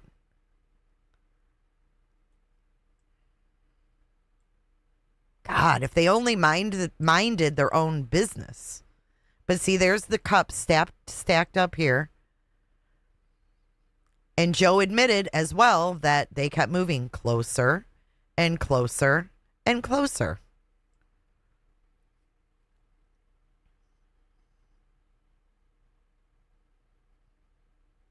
he said that couple's not part of their party. Right. But they were sitting there with, I'm just wondering if those people knew what was going on. Okay, so now we have the next exhibit. Lori, at least she caught you at a pause where you're smiling. You could thank her for that, I guess. Cute screenshot of Lori. This was a screenshot. Look at, hey, Christine Mack. Thank you, Lori. Thank you. Crying faces. This is her exhibit.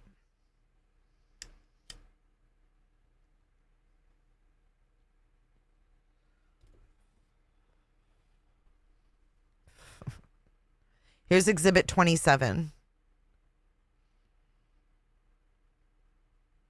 Hidden true crime. This is what? Maxi Doodle. I understand petty drama occurred at CrimeCon. How unfortunate and disappointing. How is this an exhibit?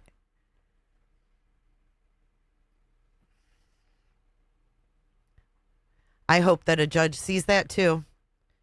Annie Smith. You received an email from the questions form on the Hidden True Crime website. Annie Smith. It says, Lauren not shot her face after her behavior at CrimeCon. She's lost subscribers. Hold on. Lauren not shot her face? What the fuck does that even mean? Girl, your exhibits suck. What are you even doing?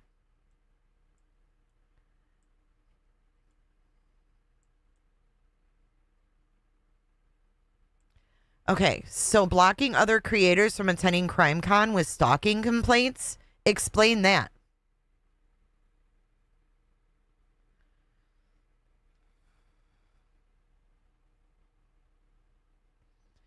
Oh, she was taking a picture of Ashley Banfield? I didn't know that. And then Kathy White says, tell us about CrimeCon. Who was stalking you? Did you call police? Those are her exhibits. This was on September 11th. Wow. What a fucking joke.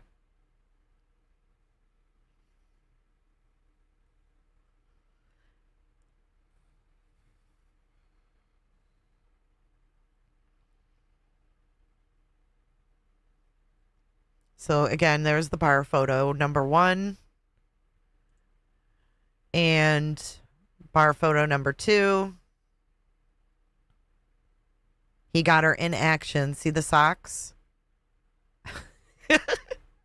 Fucking stupid. Okay? Stupid. But the most important thing from Joe.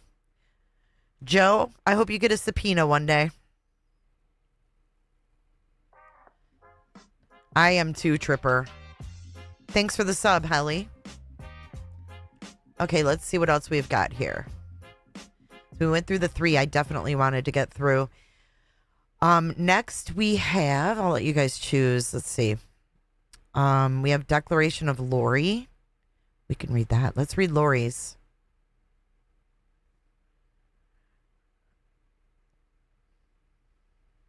This is Lori D. And this is the Declaration of Lori D. I have reviewed the allegations in the declaration of Grayson and Lauren, and I make this declaration in response to certain allegations. Hold on. Let me see if I can. Ooh, that's too big. There we go. I make this declaration in response to certain allegations in the Your Declaration and Matthias Declaration, for which I have personal knowledge. I have been acquainted with Christina for many years, but I started to get to know her better after being introduced by a mutual friend in May of 2024. I knew of Lauren Matthias before that time, but we had not been introduced. After May of 2024, I attended various events that Christina and Matthias also attended, including court proceedings, press conferences, and other public gatherings. My friend Lindsay H. and another friend, Janice S., among others, also attended many of the same events.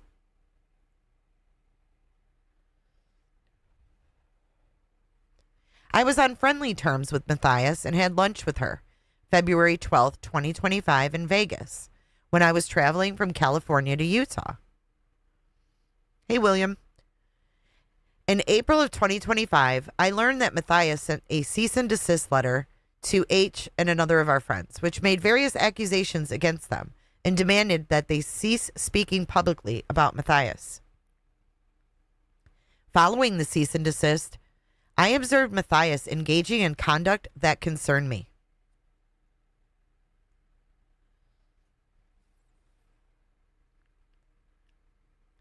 I noticed that despite sending the cease and desist, Matthias went out of her way to speak to H or enter H physical space.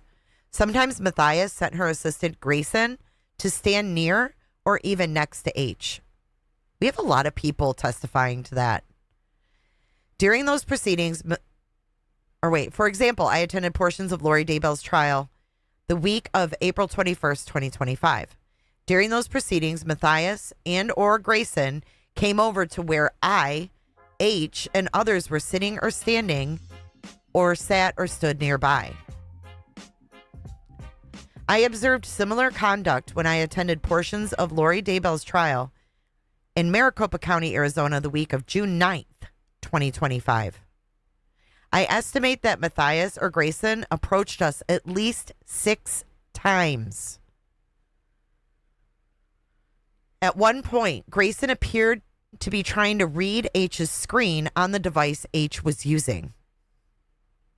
These incidents caused me, H, and others with us significant discomfort because we were aware of the cease and desist, and it appeared clear to us that Matthias and Grayson were trying to prompt a confrontation.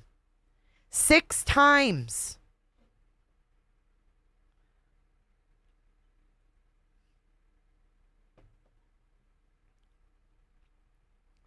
Christina was not present for any of these events. That is so important. Thank you, Joan of Arc. I'll do my best.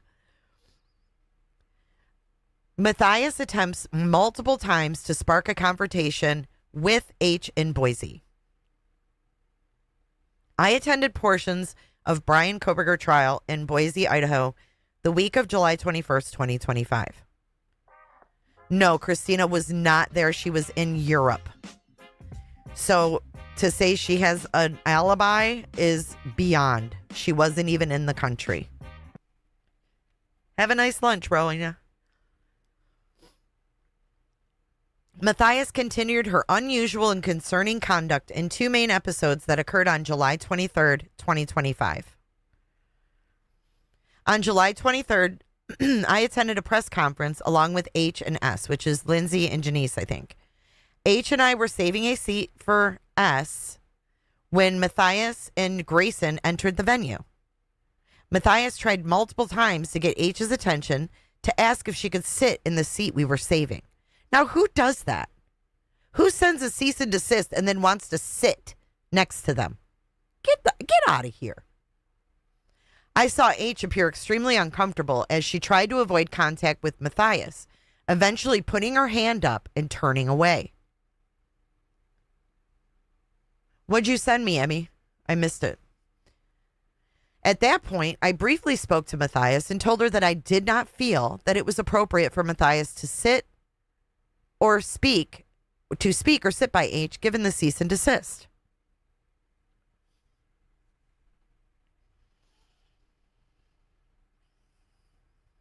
At that point, Matthias and Grayson crossed to the other side of the venue and easily found a seat, which made it obvious there was no reason for Matthias to try to engage with H. Then, for no apparent reason, Matthias sent Grayson back across to our side of the venue. Grayson came and stood right next to me and my group, including H, who were seated.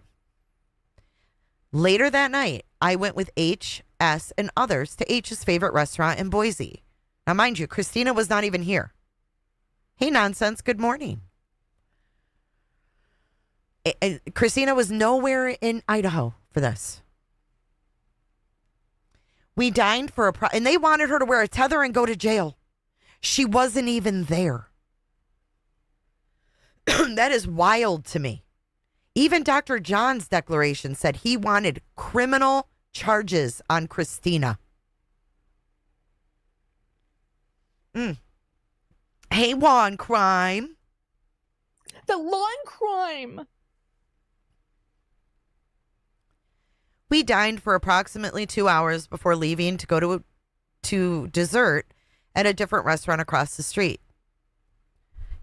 How dare they want carrot cake? As our party was leaving, we learned that Grayson and Lauren had arrived at the restaurant and positioned themselves in the outside dining area near the exit.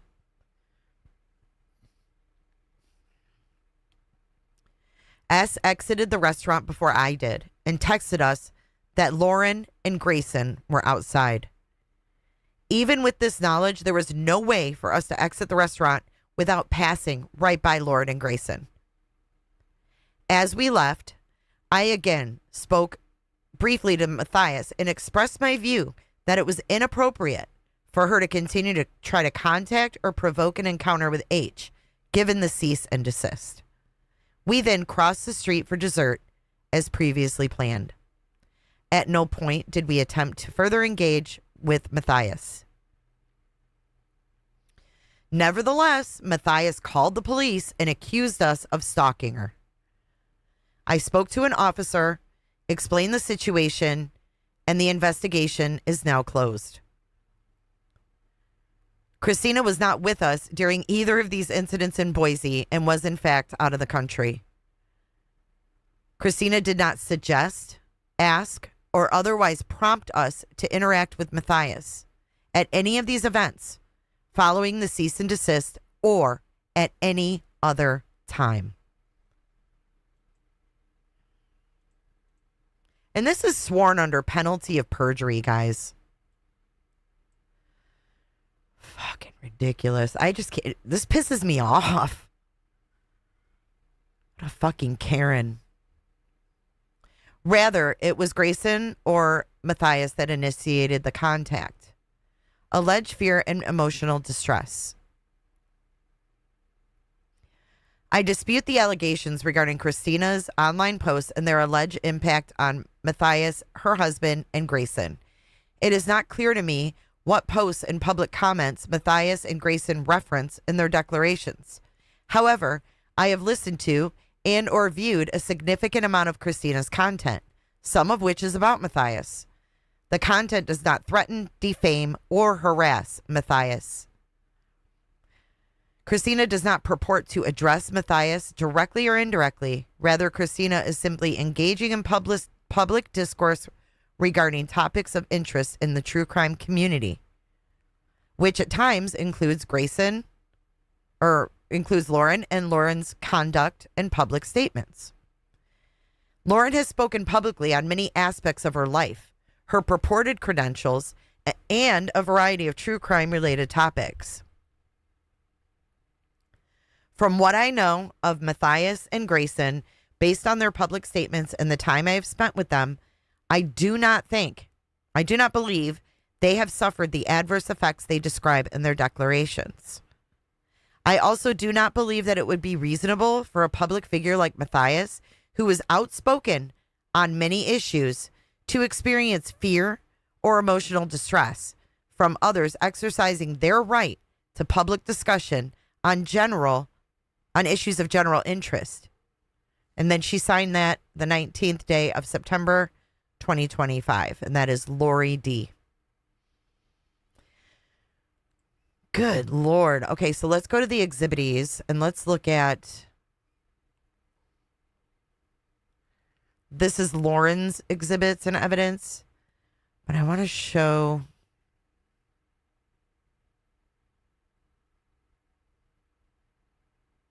Clown photo. Boise dinner incident video. That's it. Okay, here we go. This is the original video. She was recording me, so I did what you did. I just like waved, and then she proved she was by just flipping me off as I waved. Like, I don't know why. Don't stare. Don't stare. I do. Remember what we decided. Please do not give them air. About today? What? About today?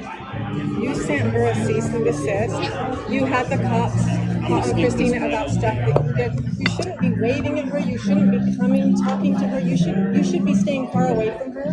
So the cops have nothing to do with what I'm just saying, don't. I was asking about a seat. I was asking about a seat. I walked away. You said Lindsay. You said Lindsay. Lindsay. Is anyone sitting here? Don't talk to her. Lindsay's in her 30s. She can talk to her. Lindsay's in her 30s. Don't talk to her. Lindsay, I'm not talking to you. Lindsay doesn't want to talk to her. She sent her a cease and desist letter. Why would Lindsay talk to her? The cease and desist is nothing with Christina, and the police calling Christina. I didn't request that. I can't hear someone, you. Just stay away. Just stop acting like nothing happened, that you haven't done anything. I haven't done anything, and I will stand by that forever. Yeah, it has nothing to do with you guys. It has nothing to do with We this. are her friends, and we will back her up till the day A cease she and dies. desist is a legal business. It has nothing to do with you guys. Things that you did. What did I do? You accused her of things you did. What did I do? You sent her a cease and desist, and then What you did I approached do? her. You approached her after you A sent cease her and a cease and desist? desist. Why would you want to approach her after you sent her a cease and desist? I asked if I could I know. sit. I told her there wasn't. I was at a press conference. Well, then she kept asking. I know. What does that have to do with anything? When there's not a lot of seats, you say, There were lots of empty seats she could have sat at, but she chose to ask about sitting. She chose to specifically approach somebody by name that she sent a cease and desist to. It's just like, great, guess what? You know what? I work with Lindsay, and she tried to get me sued. So guess what? I don't give a fuck. I don't know you.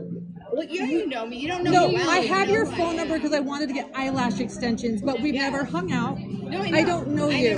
So could you please get away from our table because you're making me uncomfortable. I don't know you. I don't know why you guys approached us. We asked about a seat at a press conference. I don't approach you guys when we're all hanging out together. We don't all hang out together. You guys, I know. So you're approaching me while I'm trying to have dinner. I approached you at a press conference about a seat. Could you please? She's bothering us. Could you tell her to leave us alone? I don't know her. I've never communicated with her. Sorry, Hoochie, I don't know why that's not up yet. Thank but you. At least they got the back out. Unbelievable. Unfucking believable. Hang on. We're going to walk through this, okay? She was recording me, so I did what you did. I just like waved. She was recording me, so I just like waved. And then she proved she was by just flipping me off as I waved. She proved she was recording me because she flipped me off. That's not proof she was recording you. That's her saying, fuck you, quit looking at me. You sent me a cease and desist. Shut the fuck up. Like, I don't know why. Hold on. I'm going to slow it down just a little and see what it sounds like. Because it's hard to make out. There's a lot going on. She was recording me, so I did what you did. I just like waved. And then she proved she was by just flipping me off as I waved. Like, I don't know why. Don't stare. Don't stare. Don't stare. Don't stare. I do. Remember what we decided. Remember what we decided. Don't stare. I do. Remember what we decided. Please do not give them air. Please do not give them air.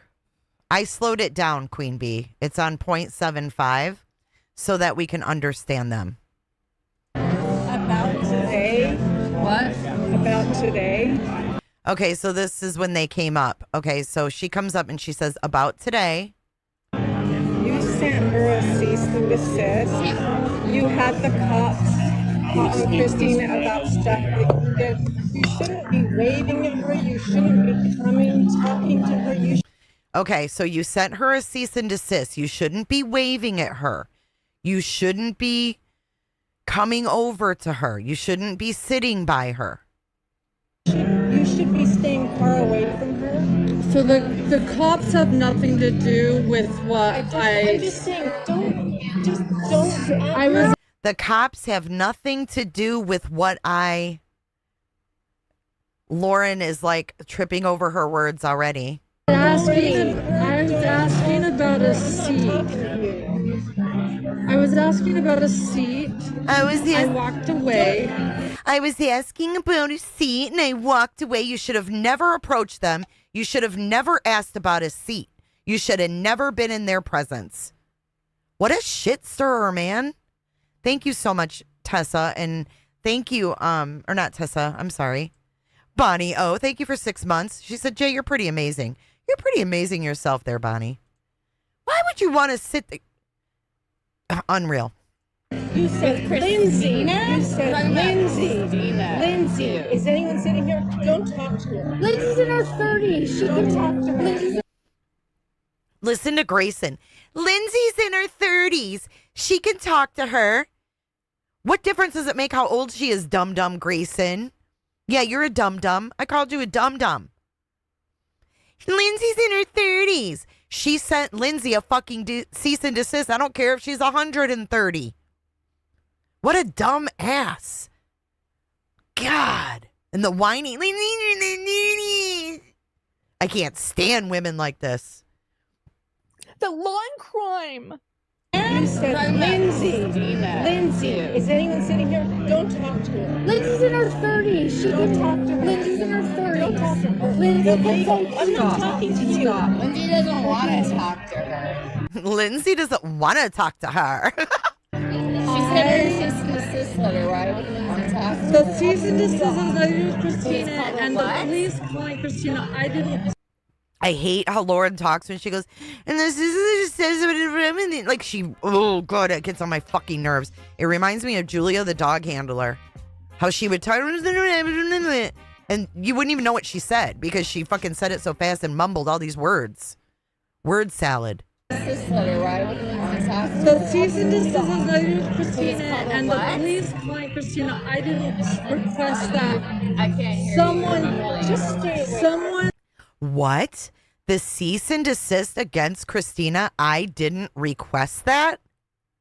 What, Lauren? The cease and desist against Christina? I didn't request that. Can I have another martini? And the police calling Christina. I didn't request that. I can't. Lindsay doesn't want to talk to her. She said her cease and desist letter. Why wouldn't Lindsay talk to her? The cease and desist is I used Christina and the police calling Christina. I didn't request that. I can't hear Someone, you. just stay away. Someone that Stay away. Just stop acting like nothing happened, that you haven't done anything. I haven't done anything, and I will stand by. Wow, her tone sure changed. She went from, I'll stand by that. It's so fucking fake and contrived. Sorry. It is. Going back a little bit. Request that. I can't hear Someone, you. just stay away. Someone that Stay away. Just stop acting like nothing happened, that you haven't done anything. I haven't done anything, and I will stand by that forever. Yeah, it has nothing to do with you guys. It has nothing to do with We are her this. friends, and we will back her up till the A day cease she and dies. desist is a legal business. It has nothing to do with you guys. That you did. In that. What did I do? Things, you accused her of things you did. What did I You do? said her cease and desist, and then What you did I approached do? her. You approached her after you. A said cease and her desist? Lauren, what a good look. Look at, you can see this, you can see the edge of her fucking martini glass or fucking margarita glass. What a good look, Lauren. Let's record the people that you're approaching like a fucking weirdo, right? With the salt rim of our glass in the fucking frame. This is her evidence. This is her evidence. Where's the salt? Where's the motherfucking salt? What an idiot. Idiot. Oh my God. Why would you want to approach her after you sent her a cease and desist? She asked if there was I asked if I could I know. sit. They told her there I was wasn't. at a Okay, so press who conference. So then she You're kept at a press asking. conference. I know. You're at a press What does that have to do with conference. anything? When there's not a lot of seats, you say, There "Is were there a lots of seat?" empty seats she There- could have sat at, but she chose to ask about sitting. She chose to specifically approach somebody by name that she sent a cease and desist to. It's like, Great. Guess what? You know what? I work with Lindsay, and she tried to get me sued. So guess what? I don't give a fuck. That's Grayson. So guess what? I don't give a fuck. For those of you that felt sorry for Grayson, I work with Lindsay, and she tried to get me sued. So guess what? I don't give a fuck. I don't know you. well, you know me. You don't know No, me. I have your phone number because I wanted to get eyelash extensions, but we've never hung out. the girl laughs when she says eyelash extensions. This girl wants to be like, you're a fucking Karen. Tanya T, welcome to Cooterville. Thank you for joining today. Thank you for becoming the newest Cooter in Cooterville. Appreciate you. Come on in and close your legs. Watches a girl laugh when she mentions the eyelashes. I don't know you. So could you please get away from our table because you're making me uncomfortable. I don't know you. I don't know why you guys approached Hold us. on. Lots of empty seats she could have sat at, but she chose to ask about sitting. She chose to specifically approach somebody by name that she sent a cease and desist to. It's like, Great. Guess Watch what? her You know laugh. what? I work with Lindsay, and she tried to get me sued. So guess what? I don't give a fuck. I don't know you. well, you know me. You don't know No, me. I have your phone number because I wanted to get eyelash extensions, but we've never hung out. No, I don't know you. So could you please get away from our table because you're making me uncomfortable. I don't know you. I don't know why you guys approached us. We asked about a seat at a press conference. I don't approach you guys when we're all hanging out together. We don't hang out together. You guys, I know. So you're approaching me while I'm trying to have dinner. I approached you at a press conference about a seat. Could you please? She's bothering us. Could you tell her to leave us alone? Oh my God, her pink Approached sweatshirt. you Watch. at a press conference about a seat. Could you please? She's Look at she's bothering it. She's bothering us. Could you please make her weave? bothering us. Could you tell her to leave us alone? I don't know her. I've never communicated with her. Hoochie, I don't know why that's not up yet. Thank but you. Please stick up the line. Whose voice was that at the end, you guys said? Nate Eaton? It sounded like Nate Eaton. Okay, we're going to watch it one more time, just regular speed. I'm not going to pause it. We're just going to watch it straight through now that we know exactly what they say.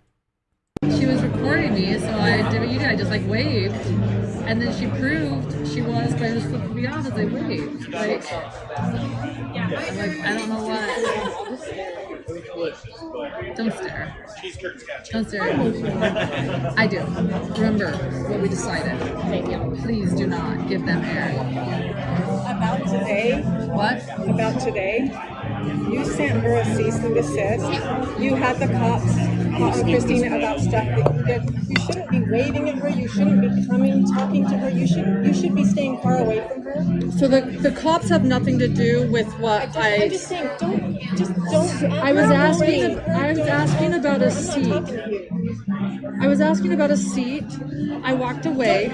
You said Lindsay. You said Lindsay. Lindsay. Is anyone sitting here? Don't talk to her. Lindsay's in her 30s. She can talk to her. Lindsay's in her 30s. Don't talk to her. Lindsay can I'm talk not talking to you. Lindsay doesn't want to talk to her. She said her cease and desist letter. Why would Lindsay talk to her? The cease and desist is letter to Christina, and the police calling Christina. I didn't request that. I can't hear Someone, you. Just stay away. someone that Stay away. Just stop acting like nothing happened, that you haven't done anything. Leave I her alone. haven't done anything, and I will stand by that forever. Send her a cease and desist. Yeah, it has nothing to do with you guys. It has nothing to do with we this. We are her friends, and we will back her up till the A day cease she and dies. desist is a legal business. It has nothing to do with you guys. Things that you did. You in that. What did I do? Things, you accused her of things you did. Well, What did I do? You sent her cease and desist, and then What you did I approached do? her. You approached her after you A sent cease her and a cease and desist? desist. Why would you want to approach her after you sent her a cease and desist? I asked if I could I know. sit. I told her there wasn't. I was at a press conference. Well, then she kept asking.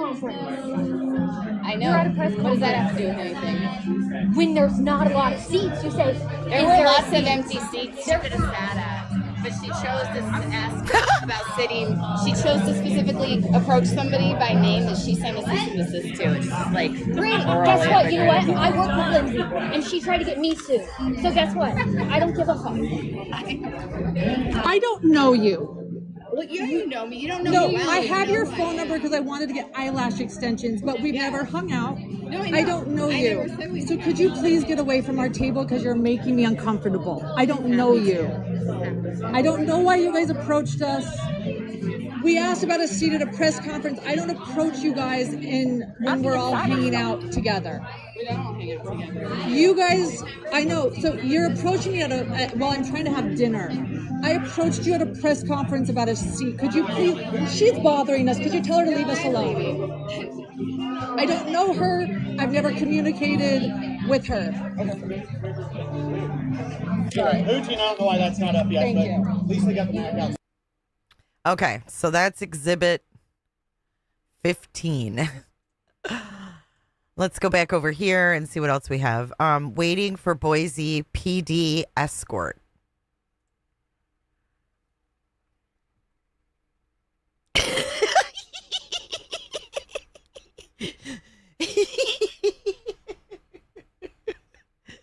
The Louis Vuitton. I fucking can't, Lauren. Your Exhibities are fucking gold. Gold, I tell you. Okay, hold on. Let me fix the screen.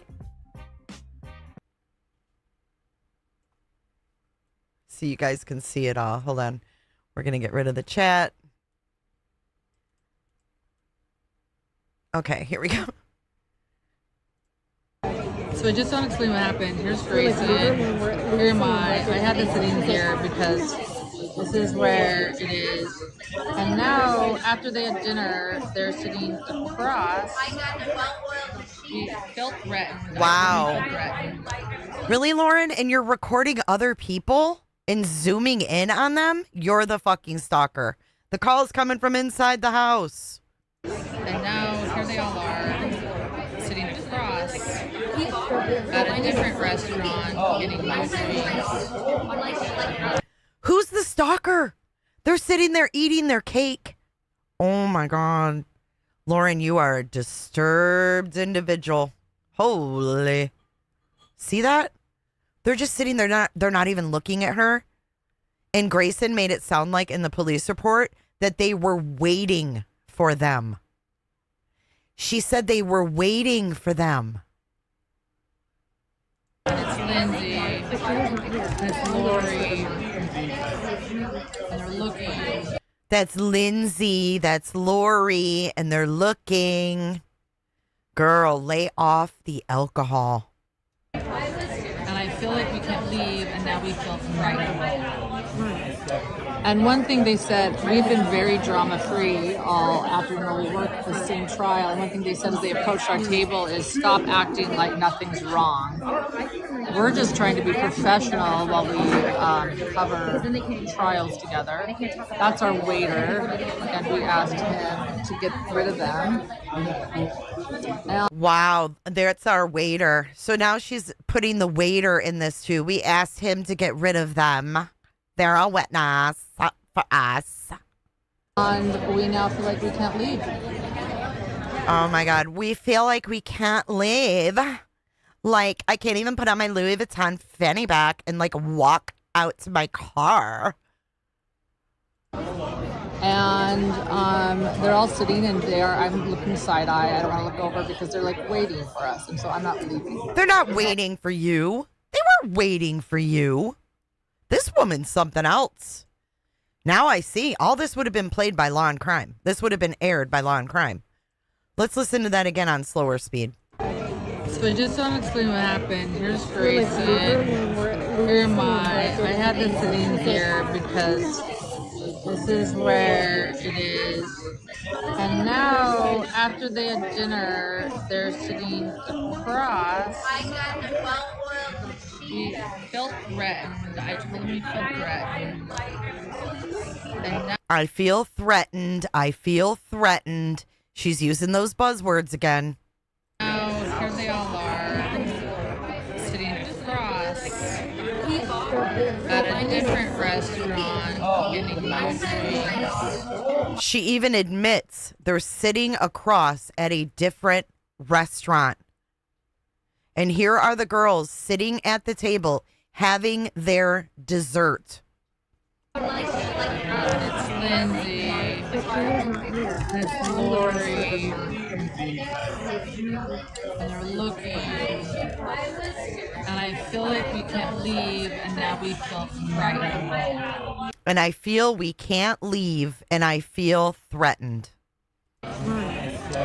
And one thing they said, we've been very drama-free all afternoon. We worked the same trial. And one thing they said as they approached our table is stop acting like nothing's wrong. We're just trying to be professional while we... We're just trying to be professional. Cover trials together. While we cover trials together. That's our waiter. And we asked him to... Wow. And the waiter looks at her like, why are you videoing me? That's our waiter, and we asked him to get them out of here. Watch. Wrong. We're just trying to be professional while we cover trials together. That's our waiter. Look at, he's like, don't implicate me in your crazy ass bullshit, lady. You freaking wackadoo.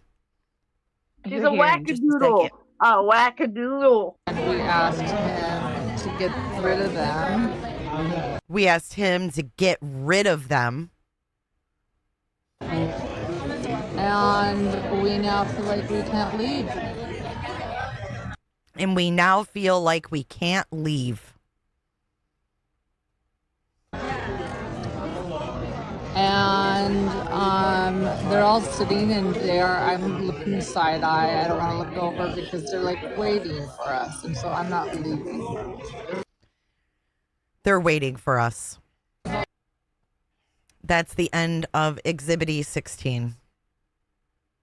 This is wild. For making it happen. I want to say thank you. Thank you, Janice in Accounting, for your super chat. Excuse me. Janice says, thank you, Jay, for no DVR lock today. I just finished Granny's, and I'm so happy when I can start from the beginning. Have a great weekend. You too, Janice. Thank you so much. And thank you, Flappy Pants, for the 35 czar. Do we know how she even knew to go look at the TikToks if they weren't communicating? She was watching for something because she knew she had fucked around and found out. I agree with you. Grayson said in her declaration that we just read today, her second declaration, that she opened up TikTok and it came up in her For You page. So that's that. Thank you, Flappy. Confrontation recap. What's this? Hold on.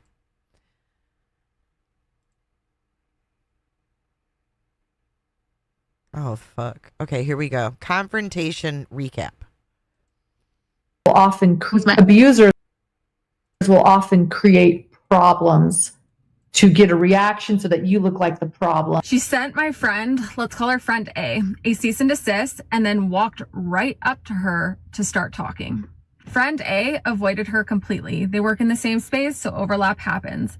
But the rule friend A made was simple. If she talks to me, I will not speak to her back. One night, my friend, including friend A and others, are at a restaurant. They've been there for 2 hours. As they're about to wrap up their dinner and leave, ex-friend walks in and sits by the door with her assistant. It's a choose-your-own seating restaurant, and she chose to sit by the exit. A friend of mine, let's call her friend B, walks out of the bathroom and sees ex-friend and says to her, "Do not talk to friend A. You sent her a cease and desist, full of lies, by the way, and she does not want to talk to you. Friend B then walks away.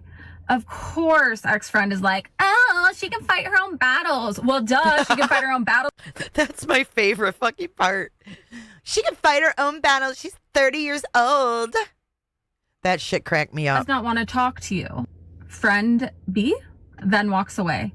Of course, ex-friend is like, oh, she can fight her own battles. Well, duh, she can fight her own battles, but you sent her freaking cease and desist full of untrue claims. So you're making others fight her battle. Okay? Okay. Hours later, my ex-friend goes to the police claiming my friends were stalking her, even though my friends had been at that restaurant first. For multiple hours, had been at that restaurant first. It's like calling 911 on someone for being in the same room you just walked into. That's how unhinged this ex-friend is.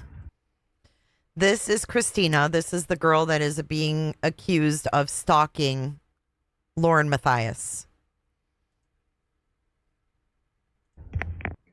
I know that abusers will often create problems to get a reaction so that you look like the problem or that they look like the solution. Yes. So that is a really interesting. Abusers will. Okay, now she's showing comments. Preach the truth, girl. Yes, ma'am. Ex-friend is the master at creating the problem. You could say that again. This is so clear. Truth. Oh, Lauren, did that hurt your feelings? Huh? I can't wait until it's tonight. On Prime Crime. I am here for it, Law and Crime. You rock, Christina. Love you to the moon. Truth. Means the world to me from you. She should be arrested for filing a false police report, says Felicia. Christina responds, filing too. Oh my God, she continues to outdo herself. Friend, ex-psycho. Oh, poor Warren. Oh my God. I went into a chat this morning, Warren, and I was called a cunt. Oh my God. Maybe I should go file a fucking restraining order. Okay, let's see. We've got apology. We've seen that. Threatening voicemail redacted. Threatened text. We've seen that. Reddit post. I don't know if I've seen this one.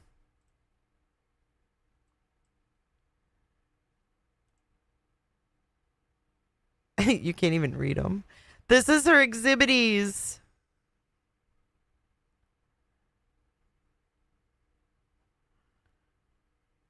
Oh my God. Do you guys want me to read this? Hold on.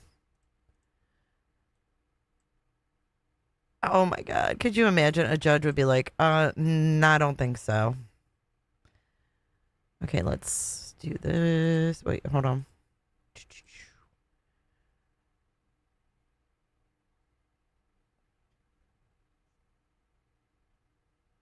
It won't let me zoom in. Fuck. All right. You guys are lucky I'm going to zoom in on this because I can't read shit. But I want to see what the fuck she's got here. Okay. All right, that's good. At the top it says, well, let's go up further.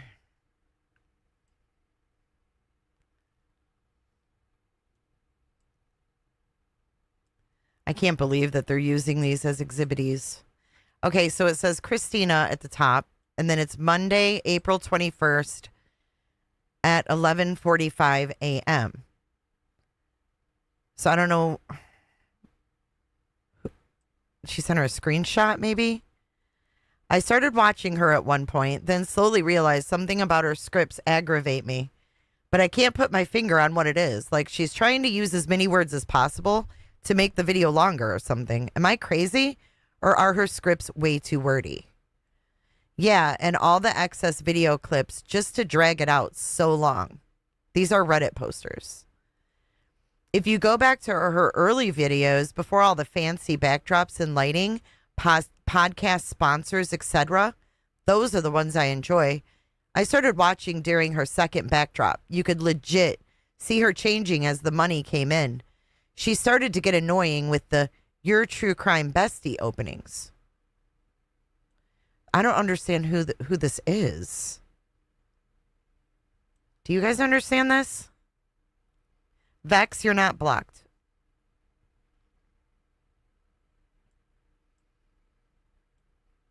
Then it says, it is heartbreaking to me that we would go from friends to you thinking I would participate in plagiarism.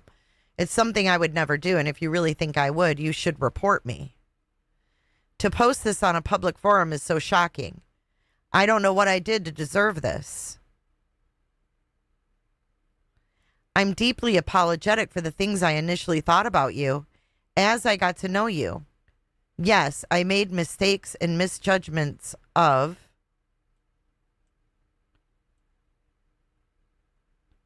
So are one of these Reddit people Lauren? I'm confused.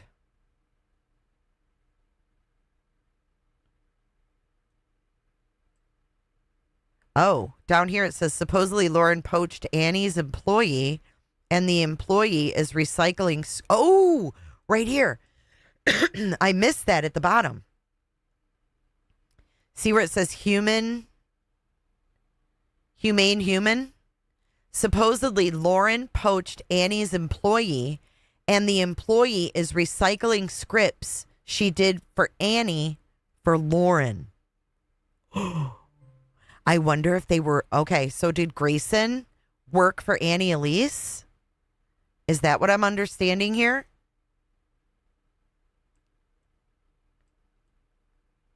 I think this is Christina. Supposedly Lauren poached Annie's employee, and the employee is recycling scripts she did for Annie for Lauren. And it looks like Lauren sent this to Christina on the 21st of April. And then Lauren says, it's heartbreaking to me that we would go from friends to you thinking I would participate in plagiarism.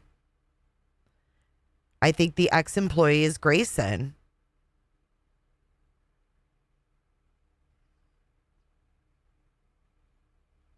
No, the True Crime Bestie thing is about Annie Elise, not Annie... whatever. Annie Lytics.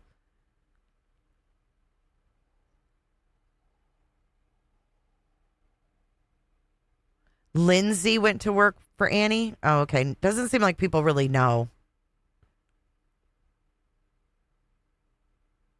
No, it's Annie Elise.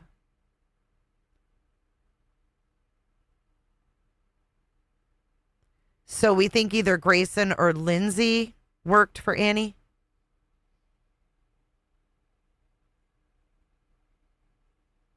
It's not Annie Cushing. It's Annie Elise. Annie Lennox. Here comes the rain again. You guys are wild in this chat. Abso-fucking-lutely wild. Yeah, Annie Elise is the one that says True Crime Bestie.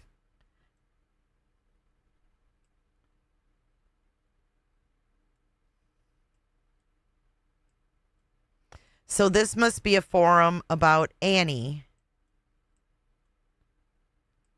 I don't fucking know. Okay, so let's go to the next one. Maybe it'll make more sense. I doubt it, but... To post this on a public forum is so shocking. I don't know what I did to deserve this. I'm deeply apologetic for the things I initially thought about you as I got to know you. Yes, I made some mistakes and misjudgments of character, but that does not make me a liar. I am not a cheat. Why would you say I'm not a cheat? I'm not someone who plagiarizes others' work or poaches others' employees. I am not someone who tries to defame people on public forums. I stand up for people. I have integrity, and I own my mistakes. The law and crime. I am a work in progress. I am loyal. I am an honest business owner. Yeah, like her dad. Never would I ever try to hurt someone's family business by posting that they are practicing in something illegal, especially when it's not even true. As far as this Reddit post goes, many creators were asked to cover Emily Pike at the time. Annie did not copy me. This whole post is unnecessary, but the comment from you crushes me. I am heartbroken you would A, think this, and B, write this. Is it okay to protect my business and ask you to not post my private convos? Private? Yes. But what I did to deserve this, I have no idea. If people are lying about me, they are lies. This is not who I am.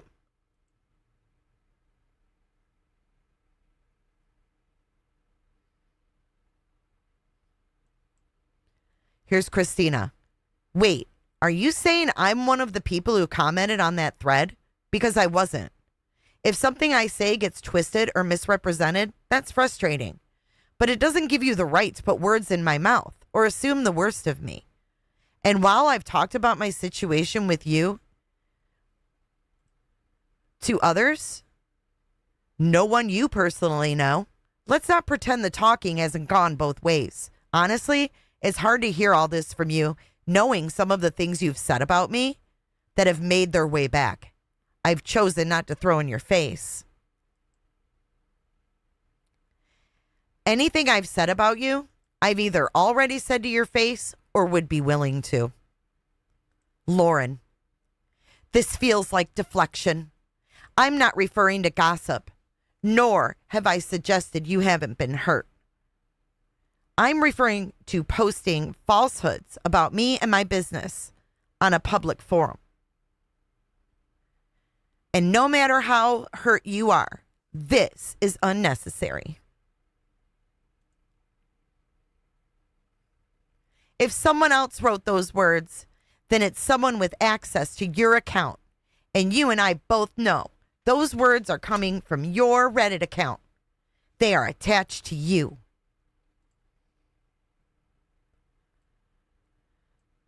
Christina, I don't post on that Reddit thread. Full stop. No one has access to my account, and I don't appreciate the insinuation or the accusation. It's not the first time you've assumed the worst of me, and I'm done defending myself against things I didn't do. I'm also not deflecting. I'm pointing out the bigger picture. You're demanding accountability while denying your own role in what led us here. You've said things about me that were unkind and very untrue. And while I've let that go for the most part, I'm not going to let you rewrite the story now.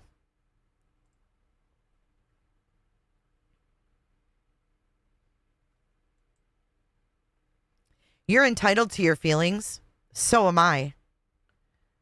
But I won't keep engaging in a conversation where I'm being accused, talked down to, or treated like I'm the only one responsible for how things fell apart. This tracks. Christina's 100% telling the truth. I think 100% Christina's telling the truth. Here's Lauren.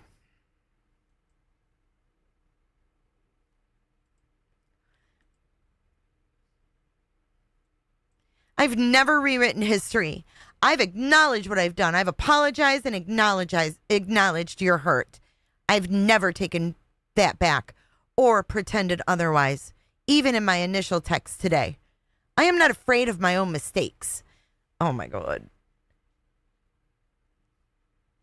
I am not afraid to own my mistakes, as I'm an honest, imperfect person who works hard to be self-aware, honest with my actions.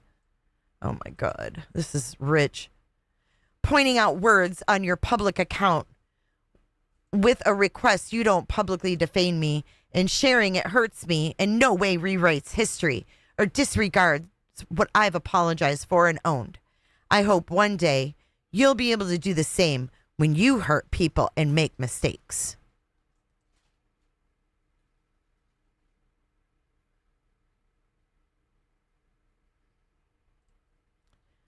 We agree to be done engaging. We agree to be done engaging. And once again, I am sorry for getting yo. That's all it says. I think that's the end of it. Oh my God. These are her exhibits. This is horrible. Oh my goodness. Okay. Let's see. What's this one? Oh, Lord, have mercy on my soul. Okay, here's the video from the courthouse. I want to say thank you for making it happen. Thank you. Thank you, Caffeinated Duchess. Leave Warren alone. The law and crime.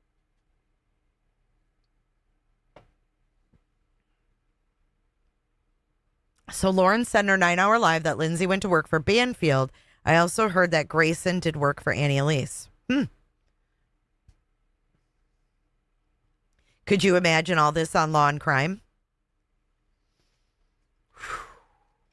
How embarrassing.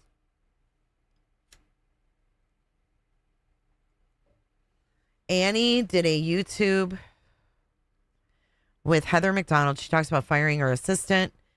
That went crazy. Stalker on Lori Value. Can you send me that link, Bits? Send me that link. OM motherfucking G. How many times did maybe someone who knows how to search transcripts can tell us, how many times did she say, I'm not dark in the 9-hour live? I think Law and Crime wanted to see both sides. This is getting interesting. Can you email it? Are you emailing it, Bite? Thank you. Thank you. She lives in Southern California near Annie.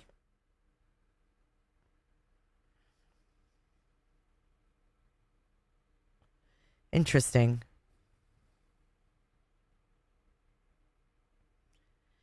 Why do you guys think it's Annie Cushing? Why would someone who worked for Annie Cushing go work for Lauren? That doesn't even make sense.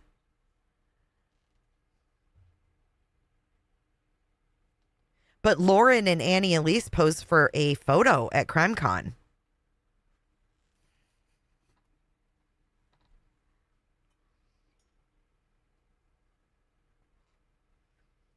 You heard Cushing too?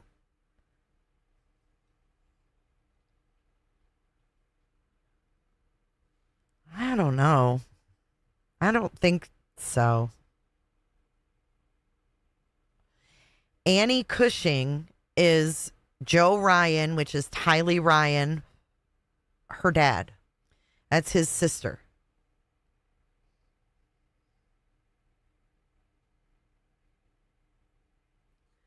Okay, here's my email. It should pop up in the chat right now. Sometime. I think it's Annie Elise as well. There it is.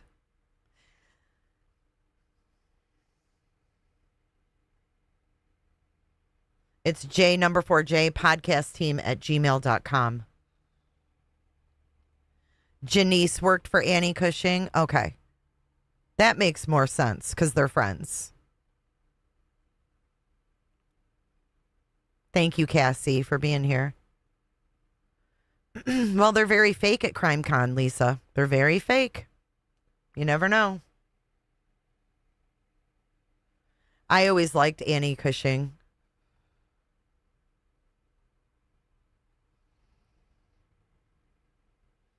Thanks, Joan of Arc.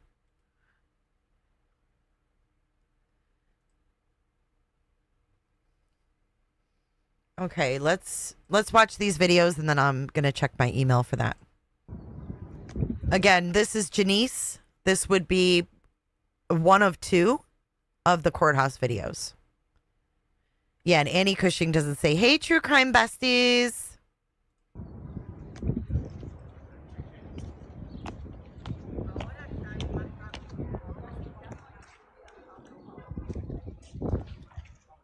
That's interesting, Mandy.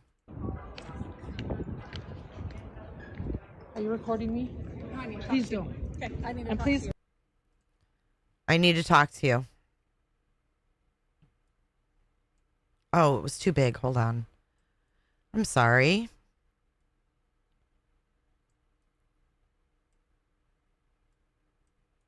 You guys can't see shit.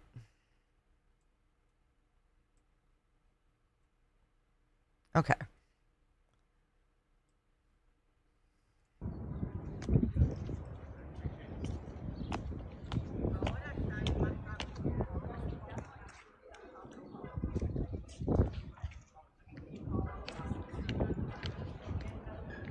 Are you recording me?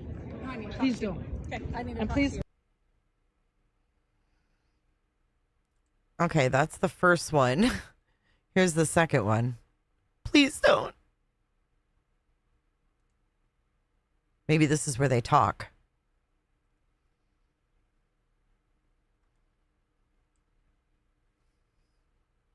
Hold on. I'm sorry I have to keep adjusting this, but everything is a different size. So I want you guys to get the full picture here. Here we go. Please do not talk to me. I feel threatened. Well, I need to talk to you about the stuff you said. Please do about not me. talk to me. I feel threatened. Okay, I feel threatened by the things you're saying about me. So then let's stay away from each other. I think that you're a bully. Please stay away. I feel threatened. Oh my God. Oh, isn't it funny how when Lauren showed her 9-hour live, that part was left out? Because what we saw, what a fucking sneak. We saw this. And then with the really Lauren at the end. Remember, we saw this.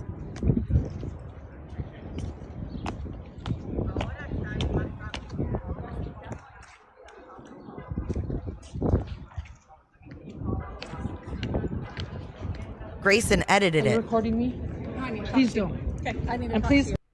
Okay, that's the full exhibit, but Grayson just put this part in.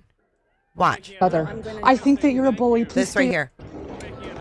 Really, Lauren? And that was where it ended, You remember? have a true talent in covering these cases and make the content easy to follow. BTW, you're my favorite. See u next Tuesday. Lachend gezicht met hartjes. Thank you so much, Tara Lee. That really means a lot to me. Thank you so much for your super chat. But do you like how Grayson edited that whole part out? This. Please do not talk to me. I feel threatened. Well, I need to talk to you about the stuff you said. Please do about not me. talk to me. I feel threatened. Okay, I feel threatened by the things you're saying about me. So then let's stay away from each other. I think that you're a bully. Please stay away. I feel threatened. Oh, really, Lauren?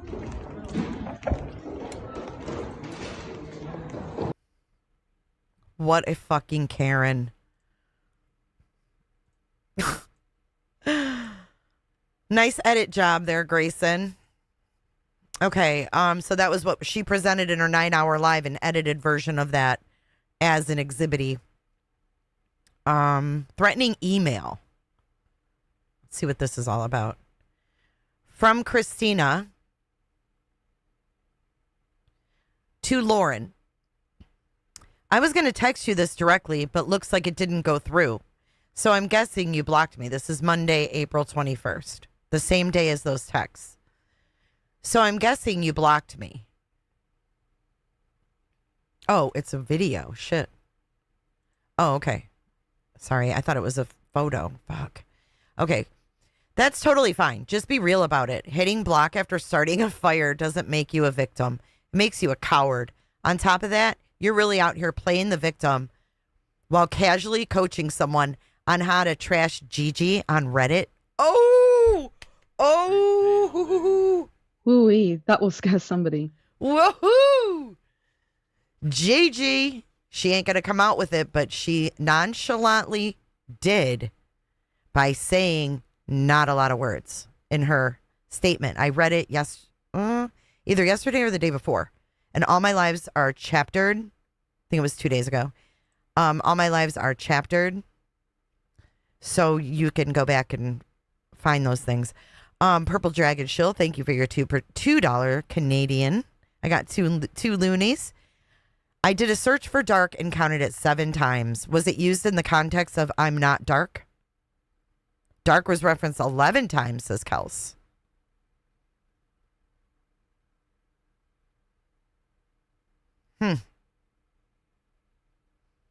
Noodles Mama, at first I felt bad for Lauren when she started the live. Then I started seeing between the lines. This is all crazy.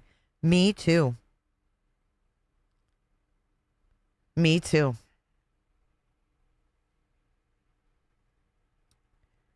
And I love what Christina says to her. On top of that, you're really out here playing the victim while casually coaching someone on how to trash Gigi on Reddit. Bold move, especially for someone who loves to preach about integrity every 5 minutes. But hey, maybe encouraging anonymous hit pieces is just part of your brand. I wouldn't know. I've been too busy minding my own business and not anonymously running smear campaigns in the comment section. Also, fun twist. I now know that Reddit comment actually came from one of your own mods, and yet you still claimed it as your own when bragging to your old friends. So either you're lying to them or you're lying now. Take your pick. Holy. Bing bang. Why would she? Oh, man. She says, do you prefer hypocrite or liar? Sincerely, Christina.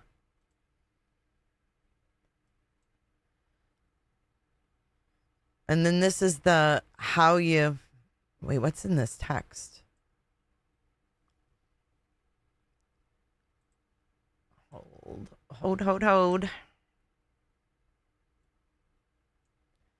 If I can read this, we need to read it. Because this is what was blocked.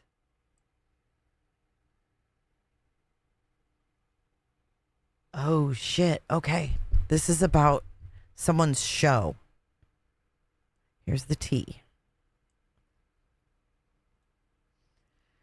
I was very frustrated by her most recent episode because she reported that certain text messages from me to Colin were introduced into evidence, and that's just not true at all. Specifically from Mo, the following text copied from Ian something outstanding article for Outside Magazine. Would like to talk to you at some point this weekend. Was even strange for me, and I just want to know what's going on. If you just want to be friends, seems to be the case, then that's cool, but I'd like to talk to you about it because honestly my mind has been going in circles and I don't know what to think. Gigi said this was introduced into evidence on Monday and that Strickland told the defense on the stand that he didn't remember those texts. This absolutely did not happen. I've been in court every day, including jury selection, listening for those exact texts. I think the defendant is waiting to introduce them on rebuttal. What the heck is this? I don't know. Who do you guys think that's to? It's blanked out. For making it happen. I want to say thank you for making it happen. Thank you. No, I'm not Purple Dragon, but thank you. Thank you again for your super chat. Who would this be to? Someone's lawyer, you think? Yeah, we all know who Gigi is. Okay, and then it says, how's it doing? All right, let's keep going. This is November 9th, 2023. Replied to Lauren, my comment, I'm pretty sure it's the top one. Okay.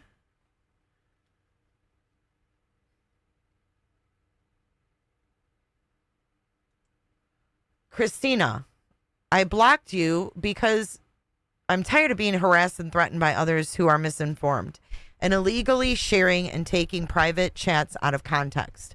I only showed in this conversation, or the only, the only coward in this conversation is the one who is unable to acknowledge any wrongdoing whatsoever.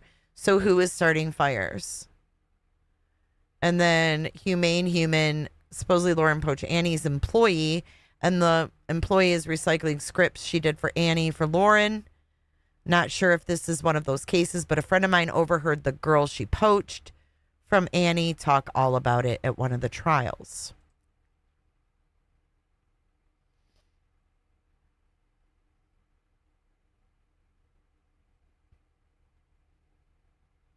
Okay, and this is Lauren's reply. When someone tells me to stop engaging, my response is to stop. But here you continue harassing me in emails, even though I've blocked you. You're obviously misinformed about Gigi. I never wrote an anonymous hit piece about Gigi. That was written quite openly by Julie Holden. Yes, a mod, and someone who attended the Caitlin Armstrong trial daily. She was correcting some factual errors that Gigi had made regarding a case I never covered. It was never a hit piece. And Julie Holden doesn't hide her identity. Nor did I ever anonymously write the factual correction from court. That was Julie. I asked how the comment was doing, which was supporting my friend. Nothing more, nothing less. I'm not sure how that has anything to do with smearing someone. Journalists typically adhere to factual analysis, unlike your correspondence, which is creating a false and defamatory narrative about me based upon a distortion of the facts and a misattribution of a post that I never wrote. But why let facts get in the way of your far-fetched and false narratives about me? See how she turned that whole run-on sentence into her? She took it from what they were originally telling her about to making it about her.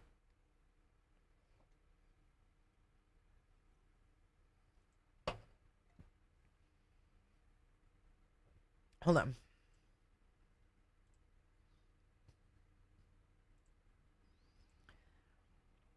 I blocked you and agreed to stop engaging, but I guess you had to have the last word because apparently you have no flaws and have never made a mistake in your life.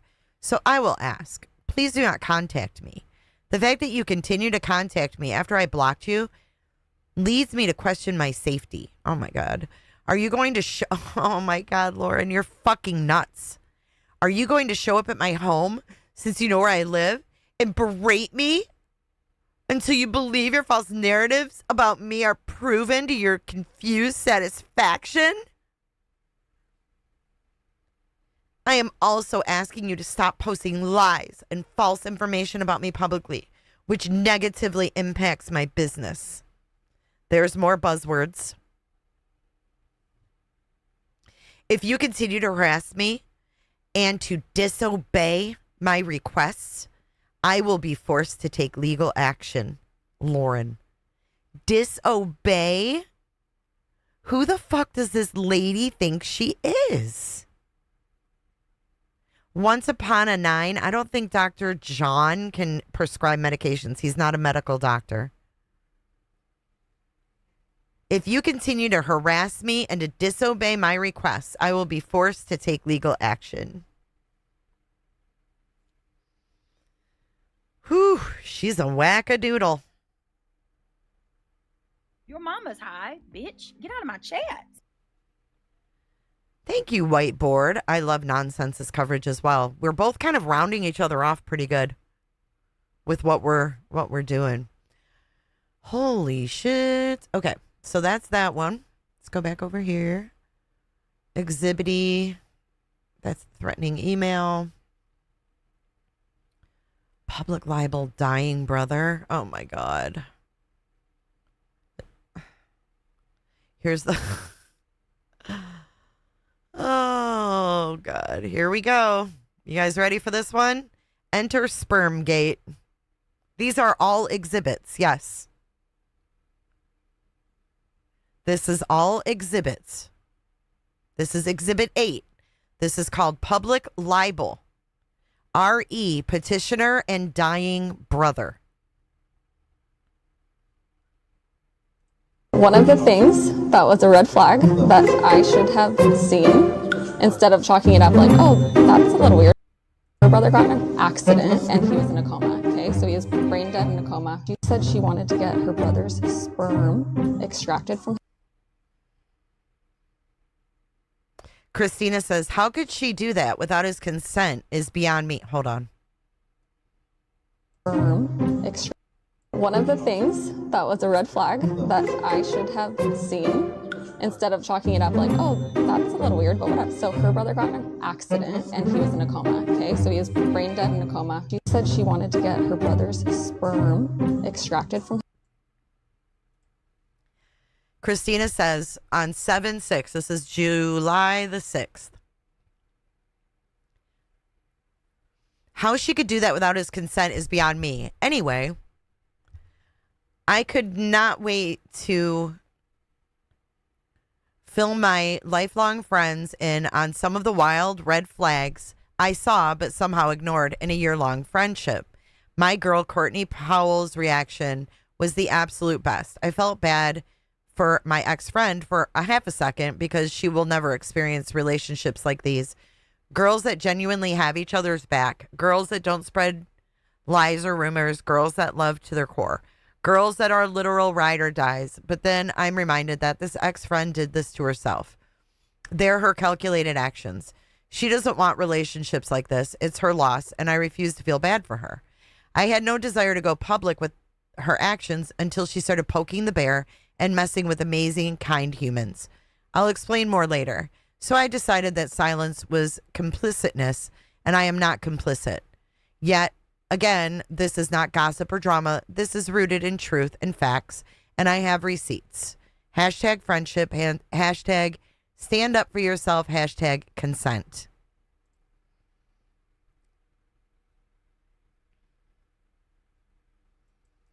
I'm pretty sure this would be a form of rape, says this person. Christina didn't say that. I wouldn't believe this if I hadn't heard it with my own ears. So wild that multiple people were told it at multiple different times. Someone says,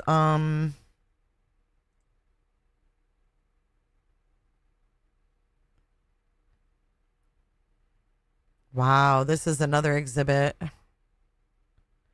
And then Christina puts all these hashtags.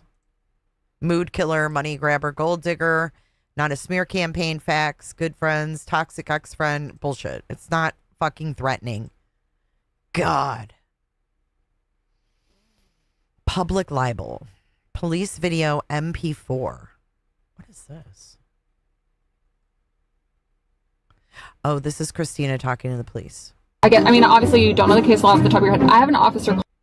Stalking something is the law, and I want to know what, like, so I can wait a second for sure. I know, but what's the case law? I want the case law, please. And then you said you don't screenshot them, but then all of a sudden no, but I kind of want to now. Like, if she's kind of harassing me, so I feel like I kind of want to. But like, what's the law? Well, if you need to, then file a report down there if you get harassed. I know, but what's the Nevada law? What? I was just doing some searching. No, we do know that she spoke with the police. Whoever said that, we don't know. Lisa Smith, we do know because it was in the police report. The cop wrote that he had this discussion with her. And the only reason she called police was because they called her first because Lauren put her on the police report as a stalker. As hacking into her shit, as extortion. So the cop called her, left a message, and she called back.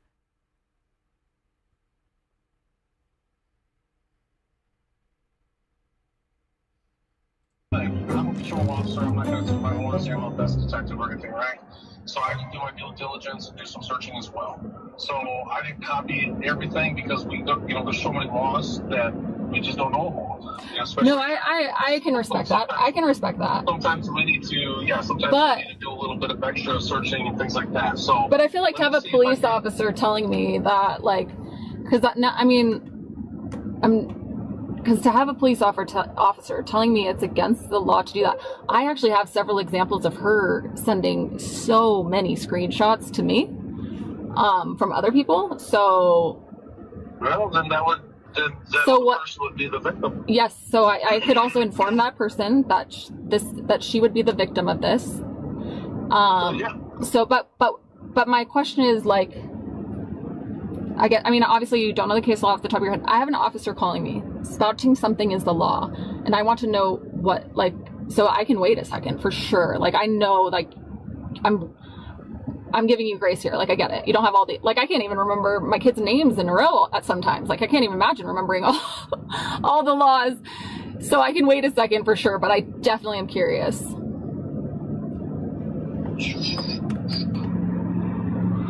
Yeah, let me see if I can find it. Obviously. So I don't think I saw the whole video of that one before. Okay, so the next thing is voice clip. Let's see what this is.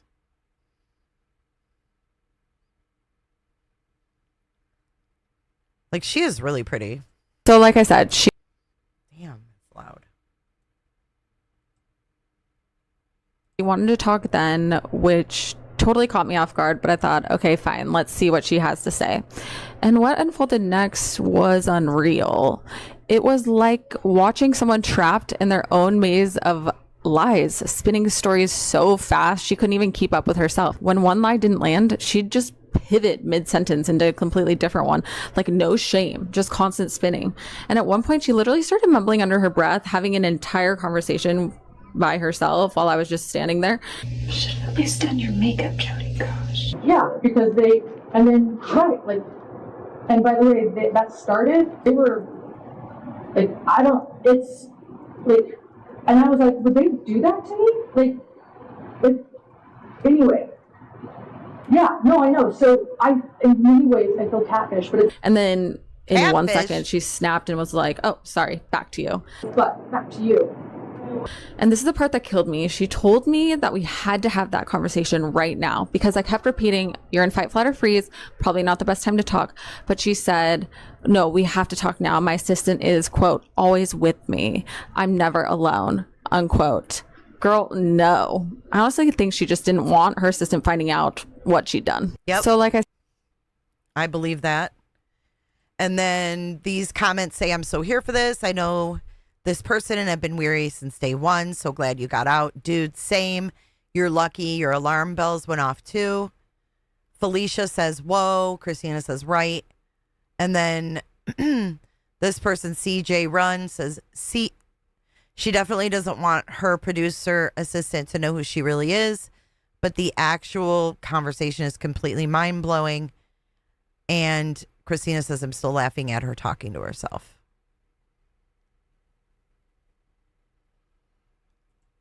You desperate Rexburgian.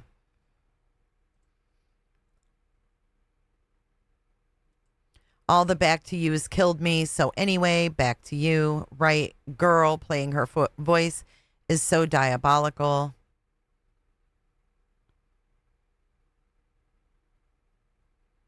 As in, give you more? Or maybe I went too far with this post. No, we need more, says Felicia. 100%. Keep going. Lori. I agree. We need more. I think the chick she's talking about sounds like the diabolical one. Oh, she is. I just love that she put the actual audio. The actual audio is mind-blowing. Wow, that's so threatening.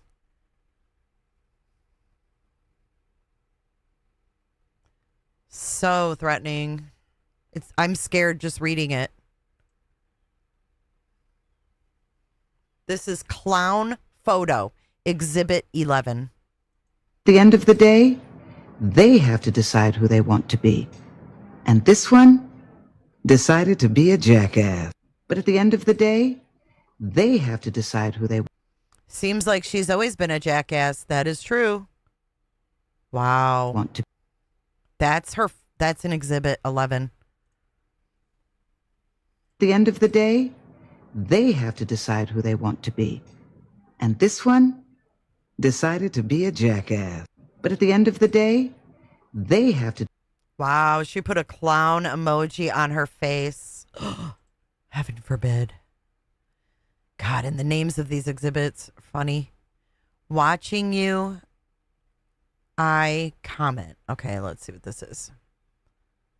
Oh, this is the eye emoji. Oh my God. Enter in Exhibity 12. Thank you. Enter in Exhibity 12.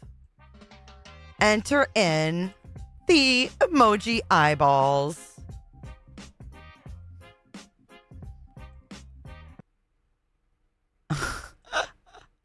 Ms. Trial and Crime Scene Tape, thank you for your super chat. Plot twist, Grayson is the troublemaker stalker. The trouble seemed to start when she entered the picture. Enjoy your coverage. Thank you, Ms. Trial. You know, I've heard that theory thrown out last night, as a matter of fact.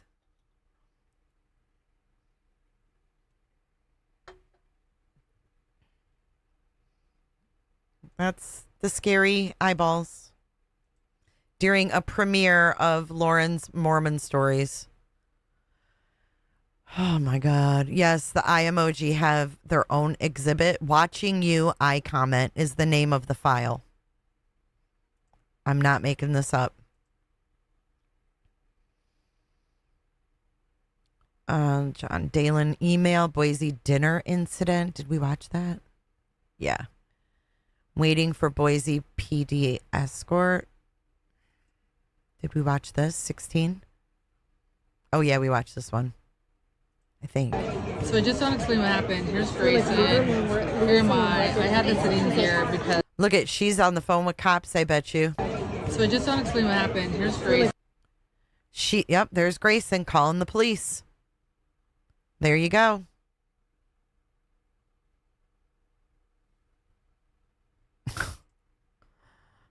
Oh my God.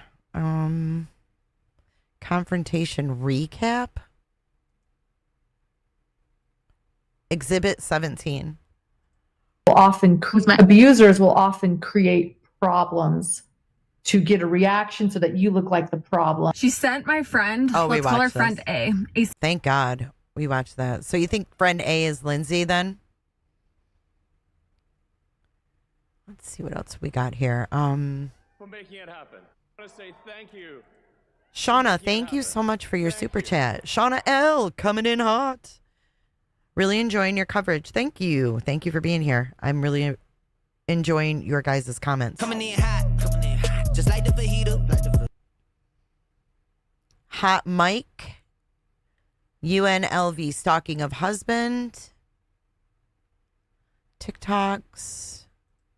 Husband's health complaint. Okay, let's keep going.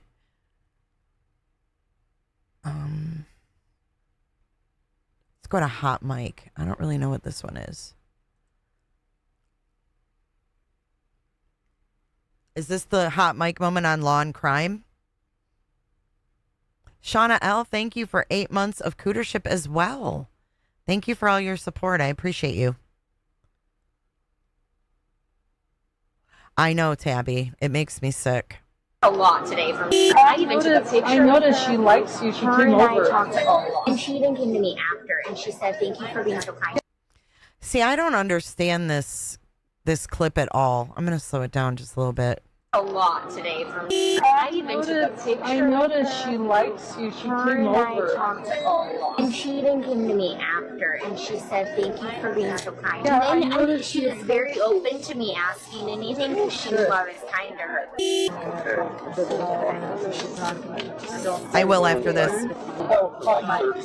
I got a lot today from I even took a picture. I noticed she likes you. She came over.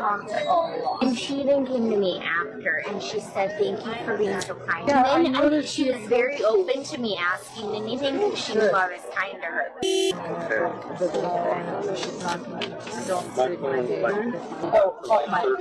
I got a lot today from.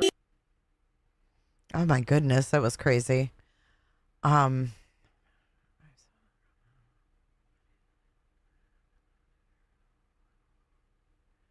Okay, Bite. I'm gonna actually watch that offline before I play it, so that I can. I just don't like to throw things up there until I've seen them. But thank you so much for sending that to me. I appreciate that.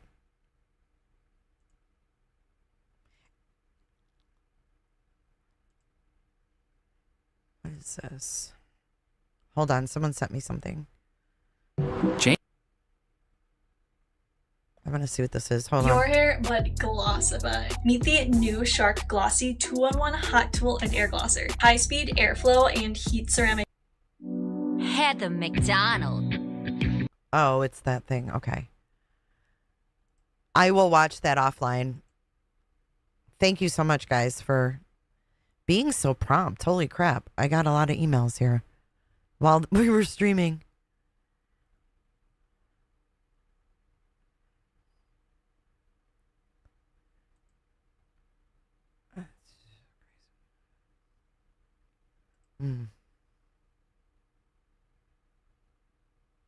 Okay. Sorry, I got caught up looking at those.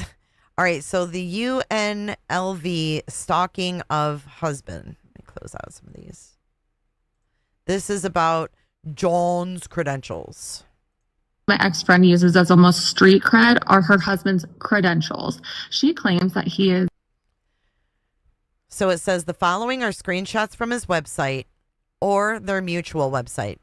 Anyone can claim whatever they want on their websites. They don't back any of their claims up on their websites, and they do not have LinkedIn profiles. I've always found that to be a little sus. You should be able to verify creds very, very easily, honestly. A criminal psychologist, a forensic psychologist, and a clinical psychologist. He has a And that's what he stated in his declaration as well.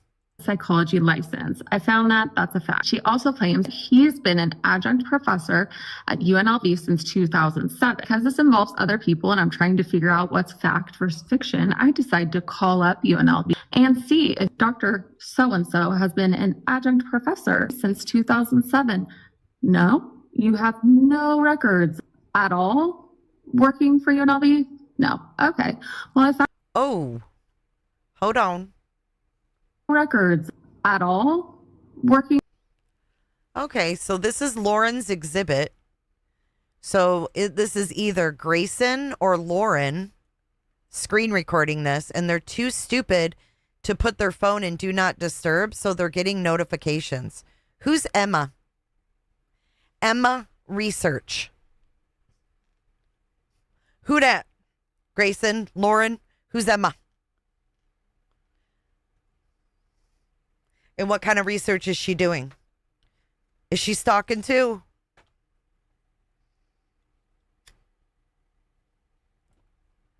Who's Emma? You were going to play this in court? With notifications coming up? Emma Research is what she's in as a contact. Emma Daybell? What? Do you think it's Emma Daybell? The law and crime. It's someone doing research for them.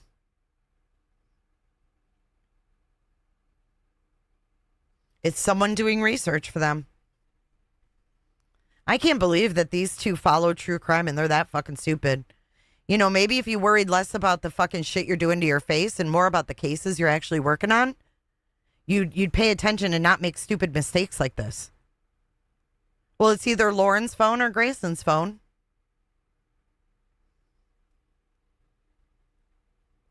No, it doesn't say Emma PI. It says Emma Research. It's some schmuck they have researching for them. For UNLV?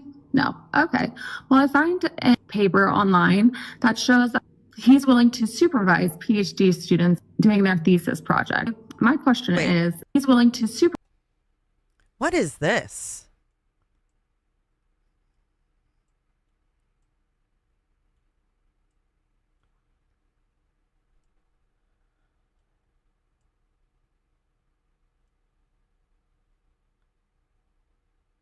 He's willing to supervise. I can't read all that. It's too blurry. Supervise PhD students doing their thesis project. My question is the man who got his PhD in philosophy, not Oh, yeah, she was wrong on this one. psychology, philosophy, got his master's degree in marriage and family and child counseling. Yeah, marriage and family and child counseling. And then he goes on to have his PhD. But he goes on to work with sex offenders in jail. It's kind of weird.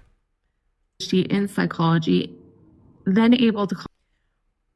Yeah, well, if he's not a paid employee, then by Lauren's words, he does not work at UNLV.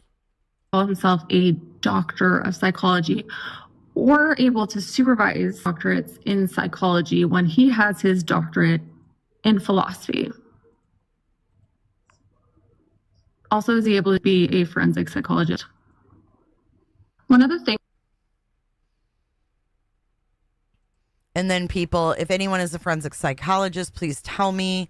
Hidden on purpose, along with any ethics. It's a house of cards from day one. And then Christina goes stacked in the most obscure ways. This person says, so a quick search past the first result in Google shows undergrad is philosophy, Princeton, master's in therapy, doctorate in philosophy, or in psychology from University of SoCal, blah, blah, blah.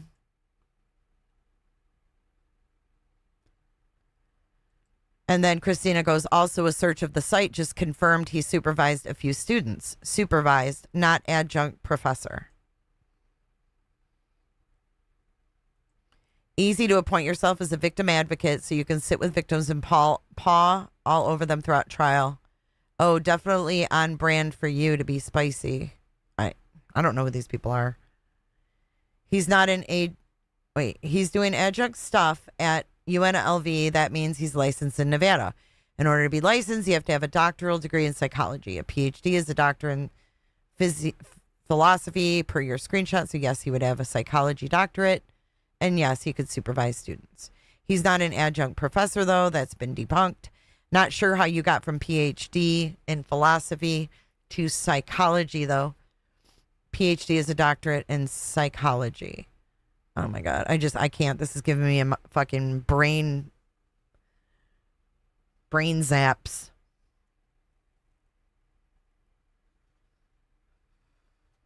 Wait, what was that?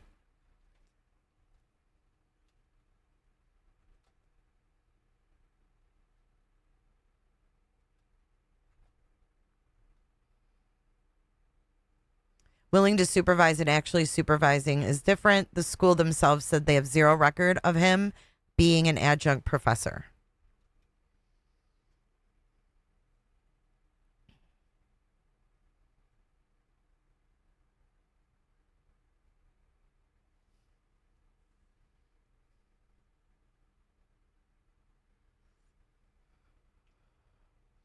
They're arguing about the PhD thing, y'all. I can't read all that. This is just crazy.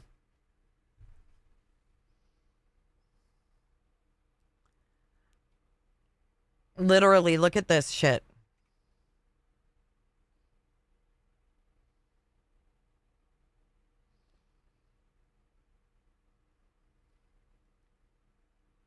Unbelievable.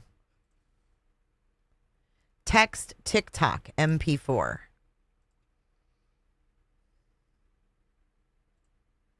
I'm about to show you the fastest friendship crash you've ever seen. And I have the receipts because, contrary to what the Nevada Police Department would like you to think, it is not illegal to share screenshots. What's the Nevada law? This again? Let me see if I was just doing some searching because here's the thing. I'm a patrol officer. I'm not going to toot my horn and say I'm a best detective or anything, right? So I had to do my due diligence and do some searching as well. So I didn't copy everything because there's so many laws that we just don't know about. You know? It started in the morning after I confronted her about all of her lies. Love, apologies, self-reflection. Barely an hour later, full-on love bombing. I'm their ride or die, the best person they know. And then that night, out of nowhere, boom, I'm accused of something I didn't do. and threatened with legal action. Here's the deal. I didn't tell or talk to anybody about what we talked about it because I had a legitimate feeling that she was going to pull this crap. This was a control tactic, and now I know the signs, and you do too. I'm about to show you the fastest. And then Candy says, if the Nevada police find out how fast that friendship crash was, they'll be writing a speeding citation to the hidden psycho. And then Christina goes, ha ha ha, oh my God, the wit you've got. Fastest friendship crash. I got whiplash reading those texts. She's a clown, poop, something else. Sarah, it still surprises me that this was the lie he went with. It's not even a good lie. Friendship crash. Okay, Matthias. Husband's health complaint due to stalking. Oh, God. Now, this, of course, is not a video of anything but one screenshot. And it says, John. Look at his picture in his phone. Y'all, this is something else. These people really put on a good show. Look at his contact for her in his phone. Look. Oh, look at Wowen is giving him a kiss on the cheek. Come on. John, do you have balls? Do you still have balls, or are they in her fanny pack? Are they in her LV fanny pack? So this is a text with John. Look at, she has 75 unread texts. My phone got quiet, but I have 75 texts I haven't read. My phone was quiet, so I called the police. God, how annoying. Just the pics is how it starts. So this looks like the courthouse video, or maybe screenshots of the courthouse video. See the steps? You can see them right here. She says, just the pics. I don't know what she's showing. It looks like the steps. And he says, okay, Banks said they're cool, but not for him, LOL. She says, LOL. And then at 2:33 a.m., Dr. John says, I can't sleep. My heart is racing. I'm a mess. I don't think I can do the meeting tomorrow. I'm probably in no condition or mood to film next week either. This shit is a life destroyer. Hope I don't have a heart attack over all this bullshit, because I can't calm down at all. None of this is good news. I feel like we are back to square one, where we started. I will try to go back to sleep if I can, but seems unlikely at the moment. I hope you can get some rest, or are resting. 8:11 a.m. I love you. Please, please sleep after getting Banks to school. You and I will talk today. I needed someone to listen yesterday, but let's you and I talk it out today. Sounds to me like you're having some fucking trouble in paradise. Did he get an email or text that made him feel like maybe you were fucking around? Because what do you need to talk out? I thought you all three were on the same page. That's her kid's name. Banks.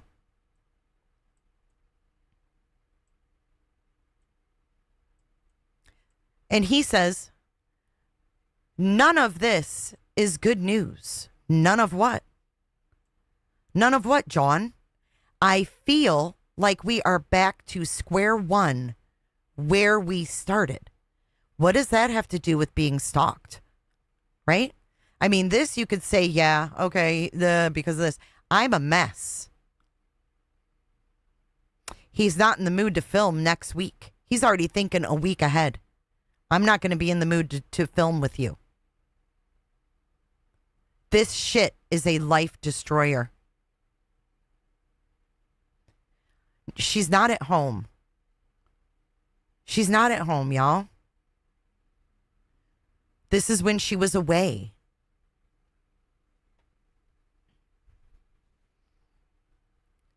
I hope I don't have a heart attack over all this bullshit because I can't calm down at all.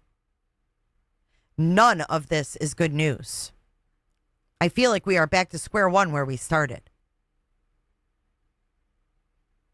I don't know. Something sounds off here. This sounds like more than stalking. I love you. Please, please sleep after getting Banks to school. She's not home. This is Lauren, yes. She wakes up and at 8:11, she texts him. Because he texted her at 2:33 a.m. and she hearted it.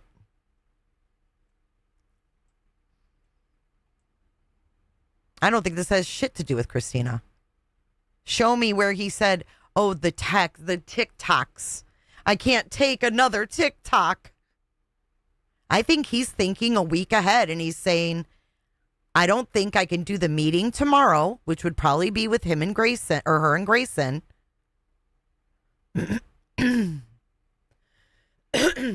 Yeah, I heard her say Brandon. Yes, Lindsay.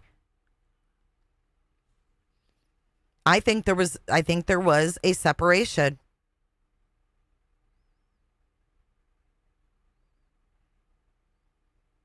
That says a lot to me. I don't think I can do the meeting tomorrow. And that's, you have Grayson saying, John couldn't even do the work.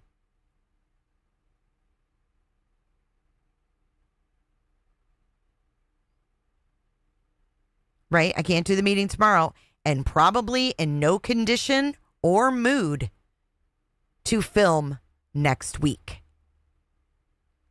So either this is set up and contrived, or he was separating himself from her and the podcast.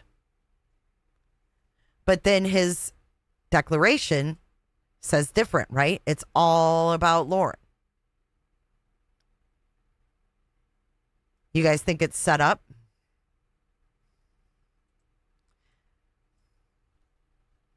What do you guys think?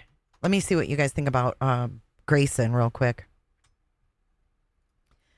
Is Grayson being manipulated? This time it's 57% yes, 43% no. Well, and then Lauren also mentioned that he had a board complaint. Body movement says set up because the screenshot was taken that day. Right. Oh, God, they're weird. This all gives me, none of these vibes feel genuine or good. You know what I mean? Like, I don't feel any of this is genuine. And it really gives me the creeps. Melissa, I think she did too. I think she fucked that guy back when she was 29, 30. And I don't know why she won't admit it. They slut shamed me. They slut shamed me. Remember she said that in the 9-hour live? She was slut shamed.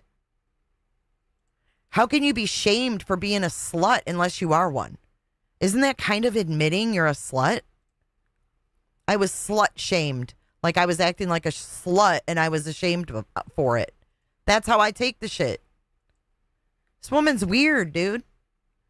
This is why I don't believe John or Lauren right here. Scoop, you're going to have to upgrade your cheer level.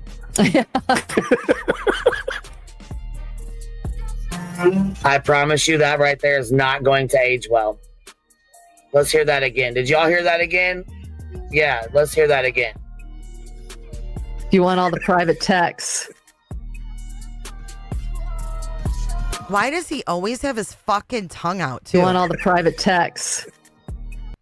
Why does he always have his fucking tongue out?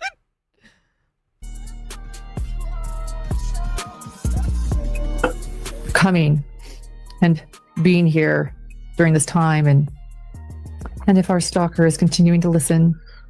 Oh, they're listening. Go ahead.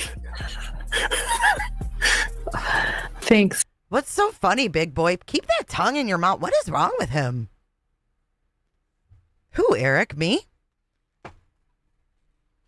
He laughs like Muttley the dog. Yeah, this is Dr. John. This is her husband. Hold on, let me fix my screen so you guys can...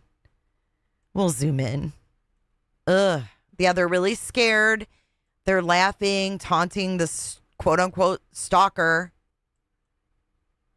And apparently they've taken this down. Apparently they've taken this whole thing down. If you guys really want the scoop, you're going to have to upgrade your cheer level.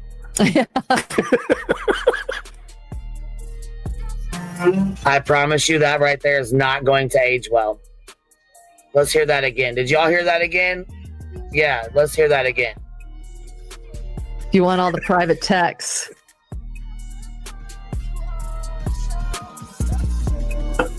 Coming and being here during this time, and if our stalker is continuing to listen.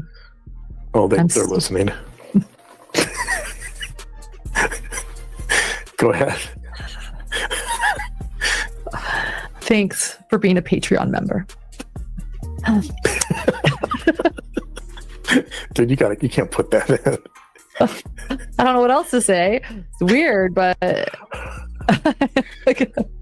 very weird. Well, I guess Very I could say thanks to all of our patrons except our stalkers. Like, I don't know. That's weird. No, I'm grateful for that too.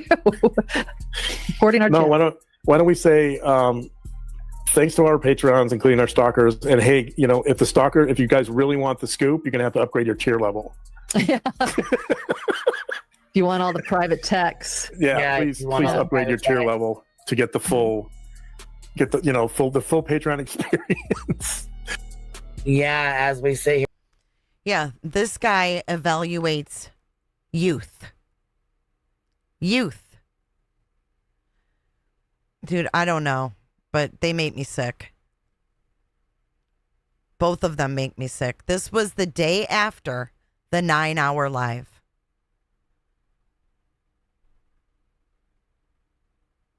The day after the 9-hour live. When she was saying, The lawn crime.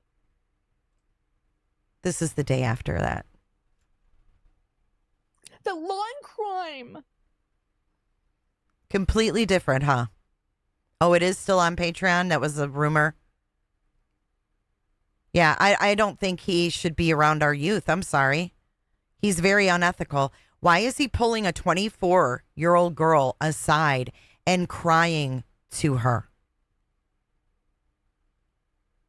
Why is he holding a 24-year-old girl responsible for his wife's mental health? I'm sorry, they can sue me all fucking day long. I don't think he should be working with youth. And I question him even working with prisoners. Or any sex offender for that matter. No. Just no. It's very fucking weird.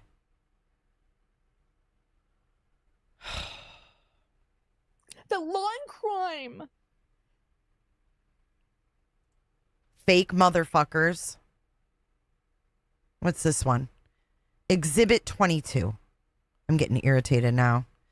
Shit pisses me off, man. Oh, here's where Grayson's going to get murdered. Watch. Jesus Christ. Here we are. More margaritas, martinis, whatever the fuck they're drinking. Stupid Grayson has green nails to match her ugly fucking Blues Clues sweater. Who's Clues? Blues Clues. You guys failed. You failed at your investigation, Blues Clues. Good Lord. What a bunch of superficial bitches. You know, if I'm going to go report on a fucking trial that is going to exhaust me because I have to be there for weeks, I'm not giving a fuck about my nails or having my hair frosted. I'm going there to get the fucking scoop. These women are superficial. See you next Tuesday. And if you're offended by that, you might be one of them. But I don't think any of the people here are superficial cunts. And I say that with the most respect for everybody's ears here, because I can't think of any more perfect word for people like this. Oh, yeah, she's reaching for that drink. Gimme, gimme. Weirds me out too, Brian, and I trust your instinct. You've been here for a while. These are all the court exhibities, yes. Anjanette is very professional.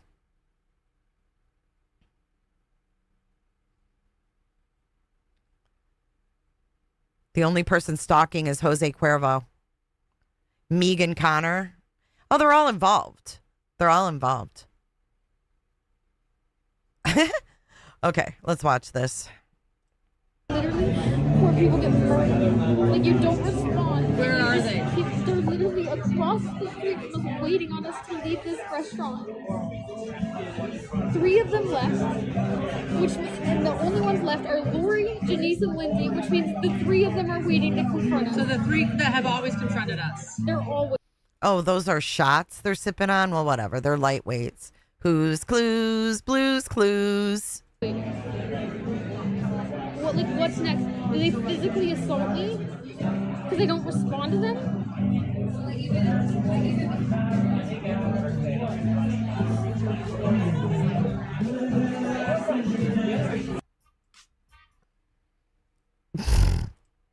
I literally could not. Shelly, thanks for the sub. This is how people get murdered. And then Lauren's like, where are they? This is totally, they're documenting this. They're acting. Let's play it a little bit slower. Literally, poor people get murdered. Like, you don't respond. Where are they? They're literally across the street from us waiting on us to leave this restaurant. 3 of. She's drunk. I think she's drunk.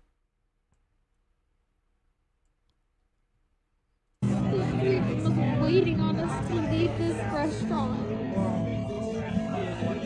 3 of them left, and the only ones left are Lori, Janice, and Lindsay. 3 of them left. Oh, so they're all waiting for you, but 3 of them already left. I think she drunk. Pissed as a fart. Which means the 3 of them are waiting to confront us. So the 3 that have always confronted us. They're all waiting. So the 3 that have always confronted us, you can see how more calculated it is when you hear it slowed down. Meanwhile, Christina's not one of them. Yet she wanted Christina to go to fucking jail, have a tether on her ankle, and what else? Have to pay all the attorney's fees for Lauren when she has 4 fucking attorneys. She wanted Lindsay to pay for that. Get out of here.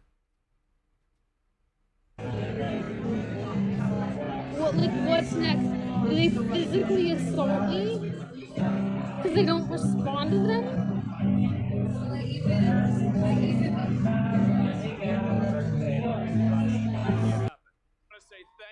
I cannot. For making it happen. Thank you. ML Marty, thank you for the super chat. Awesome coverage, Jay. Very fair and balanced. I'm all for brutal honesty. So tired of people trying to squash our USA free speech. Toughen up, buttercups. Agree. Agree.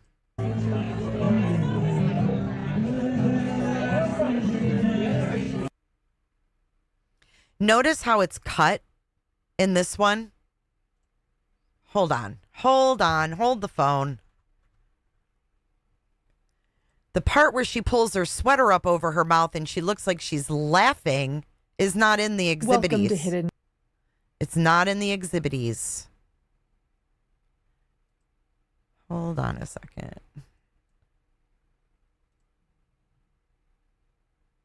How many views on this? 406K now.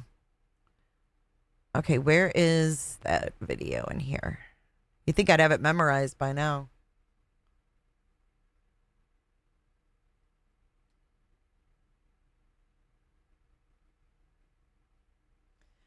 That's Crime Con.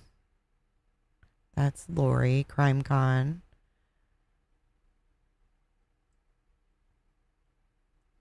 TikTok. I swear to God, Grayson pulls her sweater. Here it is. Here it is. Okay, watch. This is from Lauren's 9-hour live. Watch. They physically assault me because I don't respond to them.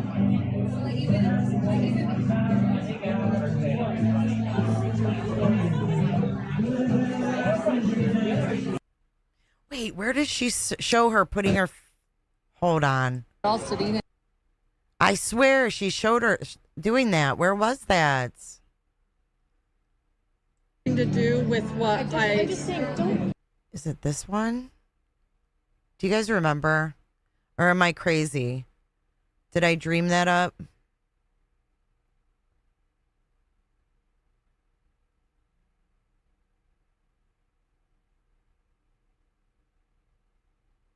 Do you guys remember that part where...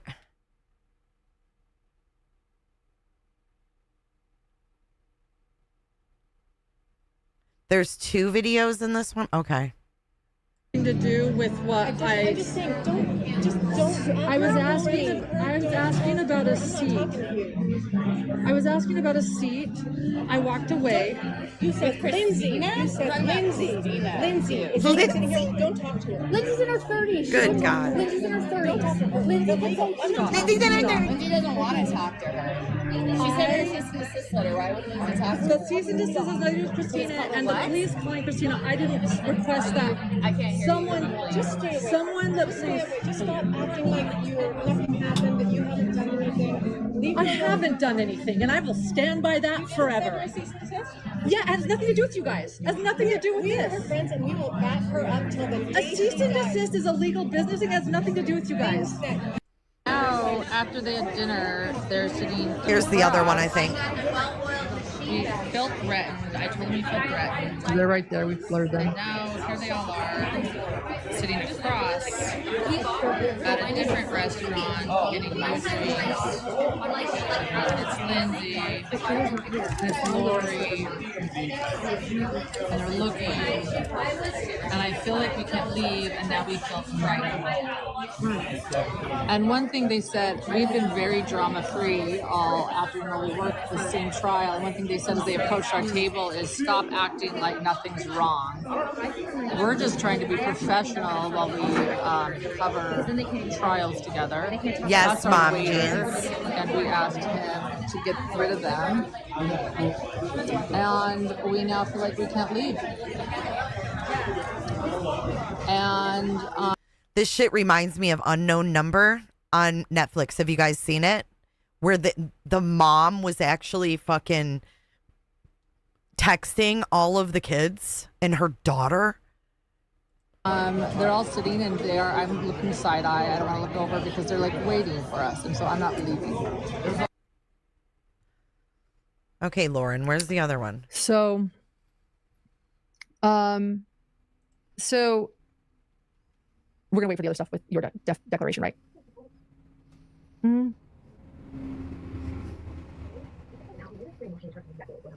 Yeah, let's play it now. So there's another thing we're gonna save it for Grayson's declaration because she talks about this, but this is the same moment. This is how how Grayson filmed me so during a really traumatic moment. I was just trying to collect evidence, and Grayson was really upset at this moment. Us like just sitting around the wall, like we can't even go to trials anymore. Like what is going on? And so I recorded this moment. If you have it, and you're gonna play it. Here it is. Like you don't respond. Literally, where people get murdered. Like you don't respond. Where are they? They're literally across the street. She almost knocked her fucking drink over. Watch. Like you don't respond. Where are they? They're literally across the street from us, waiting on us to leave this restaurant. Sloppy as fuck. Did you see her hand almost knock over the cup? Have another one, Grayson. Where are they? They're literally across the street from us, waiting on us to leave this restaurant. 3 of them left, and the only ones left are Lori, Janice, and Lindsay, which means the 3 of them are waiting to confront us. So the 3 that have always confronted us. They're all waiting.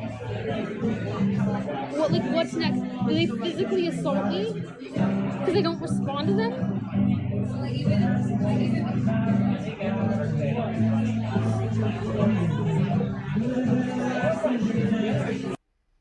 No, it stops. So, oh no, and then they keep playing it. Hang on. Literally at dinner, enjoying. Okay, so this is not included. This part right here. This literally at dinner.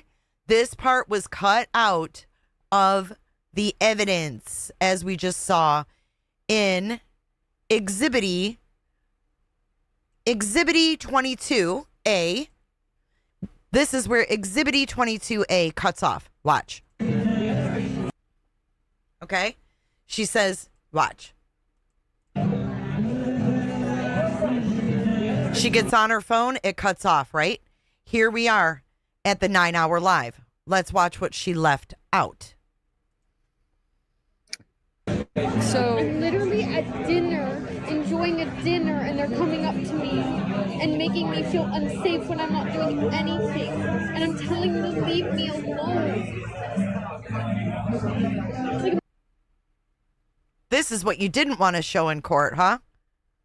She wanted to fucking laugh because she's drunk and trying to put on a performance for Lauren. She was gonna fuck up and laugh, and she put her fucking shirt over her face. Fight me. It's so obvious. Yeah, I don't give a fuck. She's 30 years old. She was gonna laugh because she's fucking drunk.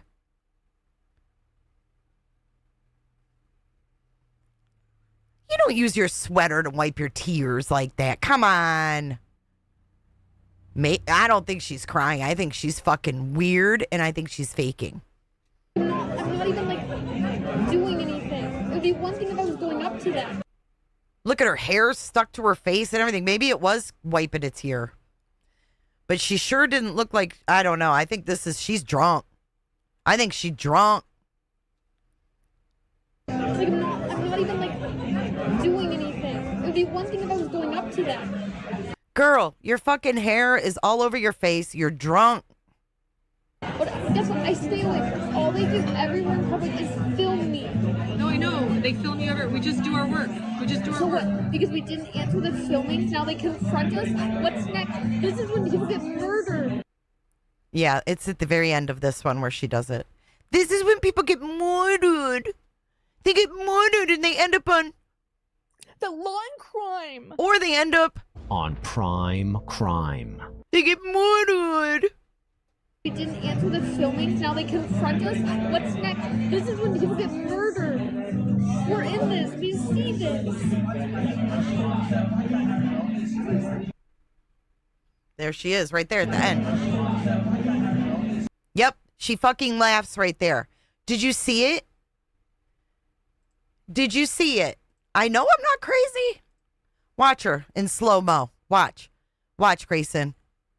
We're in this. We see this.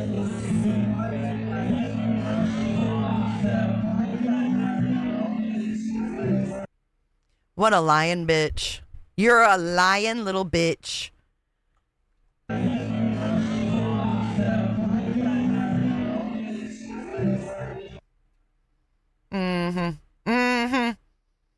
You see that? Did you see how she turned that whole sad face off? You can see it where it turns off. Watch. Watch again. Face changes. Watch. Boom. Boom. Face change right there.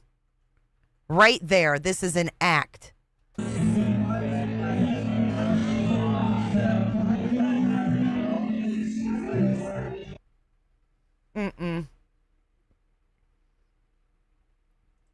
Funny, that didn't end up in the Exhibity, did it? Nope, sure didn't. Watch the Exhibity again. This is what she wanted to show in court in front of... The law and crime. Literally, where people get murdered. Like, you don't respond. Where are they? They're literally across the street from us, waiting on us to leave this restaurant.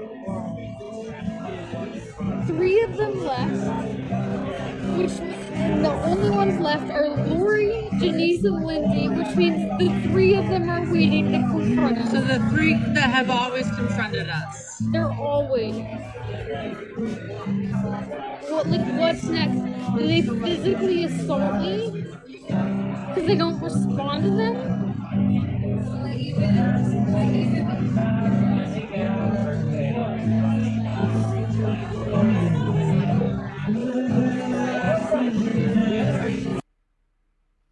That's her exhibit. Good job, Matthias. Oh, wait, maybe it's in Exhibity 22. Oh, it is. I take that back. I take that back. Here's the second one. Here we go. Freddy Krueger sweater, whoever said that, spot on. All right, so we've got another one in the Exhibities. I didn't see it. I'm literally at dinner, enjoying a dinner, and they're coming up to me and making me feel unsafe when I'm not doing anything. And I'm telling them to leave me alone. Like I'm not even like doing anything. It would be one thing if I was going up to them. But guess what? I stay away. All they do everywhere in public is film me. No, I know. They film you everywhere. We just do our work. So what? Because we didn't answer the filmings, now they confront us? What's next? This is when people get murdered. We're in this. We see this.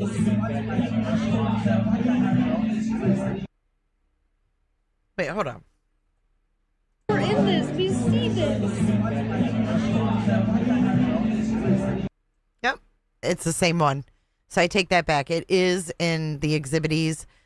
Then we have one more Exhibity, and then I'm going to close this out because we have more things to read tomorrow. We have Christina's objection, Lauren's response to objections. We have a third declaration of Lauren. We have Susan Hendricks. We have motion to continue. We have a proposed temporary order. We also have objection to media requests and all kinds of stuff to read. It's a lot. It's a lot. But I wanted to play this last exhibit because we've gotten through these. These are Lauren's exhibit and evidence. And the link to all of these is in the description of this video if you would like to check these out and look at them yourself. You can just click the link. It's a Google Drive link and knock yourselves out. I'm not holding this information back from anybody. I want everybody to see this. I think everybody should see this. Flappy Pants, thank you for the czar. Why would she need to specifically say the lady's name? They would both already know who they are. This feels like a script to me. Specifically filmed. It does me too. Thank you for your super chat. She said all the right things, right? Oh, I feel threatened. They're waiting on us. We can't leave. I'm scared for my life. I'm going to get murdered. All of the specific, buzzwords, if you will. I agree with that. Sophia, thank you for sending a cootership to Jocelyn. Jocelyn, welcome to Cooterville. Chris, can you welcome her in for me? Y'all welcome to Cooterville. Come on in and remember, close your legs. Close your legs. Thanks, guys, for all the support today. I appreciate it. It's been a wild ride going through this, huh? All right, so this is the final exhibit of the day. This is they screen recorded this on August 27th of 2025. And it looks like this is from 2/25/23.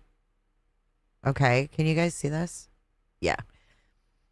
It's the jump out of your skin kind again.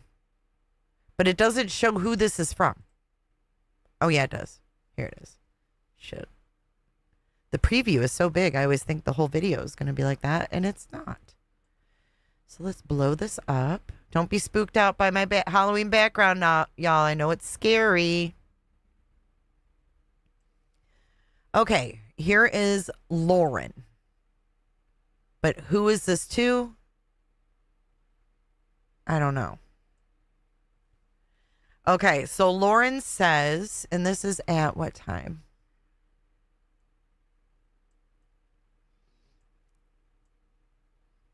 Thursday, August 7th at 12:17 a.m. I have horrible anxiety and it won't go away. What can you do? Maybe edit? Is this between, this is between Lauren and Grayson. Hold on. I think that's what it is. Yeah, Grayson to Lauren. Okay. I have horrible anxiety and it won't go away. Grayson says, what can you do? Maybe edit? I thought that's why you had a producer. So, Lauren, your editing sucks. It's very choppy. You suck at it, by the way. Lauren says, I can't sleep. Grayson, what's the worst case scenario? Lauren, it's like the jump out of your skin kind again. I understand. This doesn't even make sense. I don't know. But I'm so anxious and it won't go away. I keep trying to sleep, but I can't because my body is just panicking. Well, embrace it. Why? Consider what the worst thing is. Write it out in a journal. I understand. You think Lauren... Oh, did I read that opposite? Thank you, Mike S., for your generous super chat. So thanks for the coverage, Jay. Salute to you. You think I read it backwards? So Lauren... Lauren is telling Grayson to edit when she has a panic attack? This is nuts. Thank you, Twisted Branches, for 4 months. Grayson is the blue. What? She texts Lauren at 12:17 a.m. I have horrible anxiety and it won't go away. Lauren, what can you do? Maybe edit? Grayson, I can't sleep. What is the worst case scenario? What does that even mean? These don't even look... This doesn't even look right. Hold the phone. Something ain't right.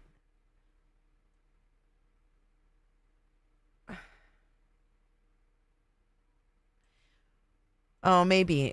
Why are these so close? Why are these so close to the blue?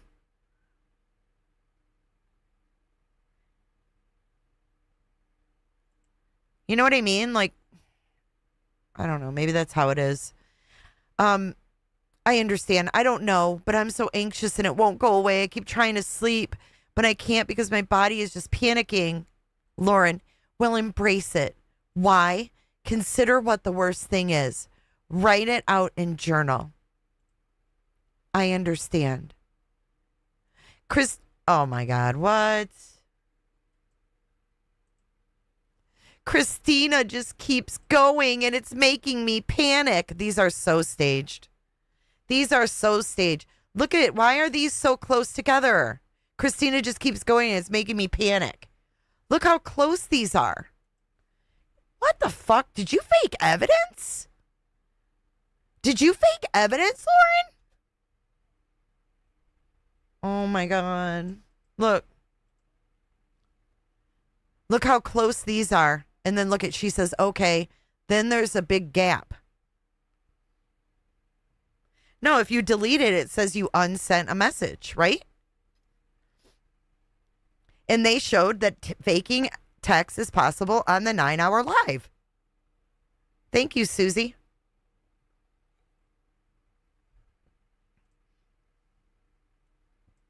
Yeah, what the fuck?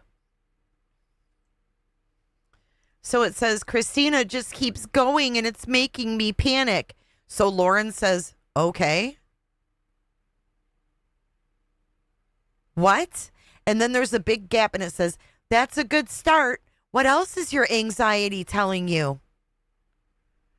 Why are these people so fucking weird? Wow. This is fucking crazy, yo.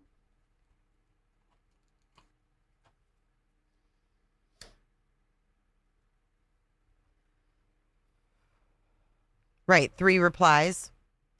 And you can't see them all. That she's never going to stop. And that this is just going to keep going.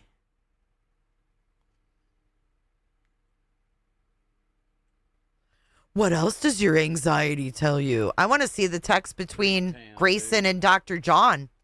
That's what I want to see. Why isn't that in evidence? How come you didn't include evidence of Grayson and John texting about Lauren's mental health? That's what I want to see. Phoebe, thank you. Thank you for going through the documents. Will the temporary order hearing be released? Not the motion to enforce, but the one where Lauren showed her evidence to get the TRO. Thanks again. I wish I knew the answer to that question, and thank you for your super chat. I don't know. Nasty Rana, thank you for gifting a cootership to Sorcerer Tree. Welcome to Cooterville. Everybody close your legs. Everybody coming in, close your legs. Close your legs. Oh my God, Lizzie, that is a sick, sick thought. But yeah, I mean, they're in the same, Airbnb? This is in August. I don't know where the fuck they were at this time. What else is your anxiety telling you? I'm trying to sleep, but my body's panicking.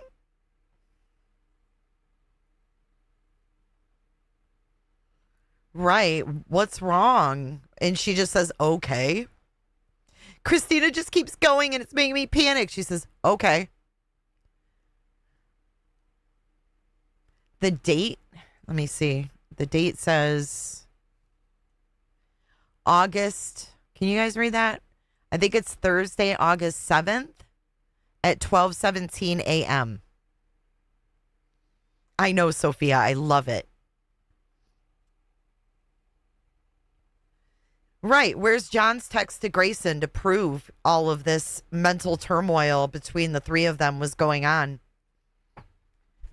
I agree, Cassandra, with that. But if you watch this video here, I'll put it on and let it play on slow, and you could see how the texts don't seem to space out correctly. Watch. It's going to go slow probably, but just watch it. Look at the spacing of the texts.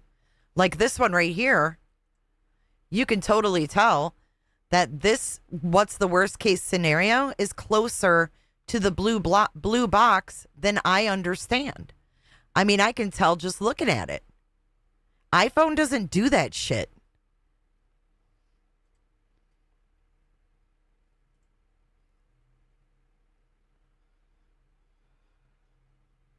It looks fake as fuck.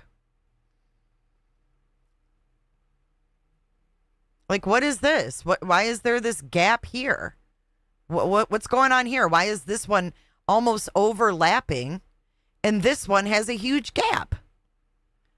Hold on. I'm going to look at my phone. I never paid that close attention to it, but I have iPhone, so.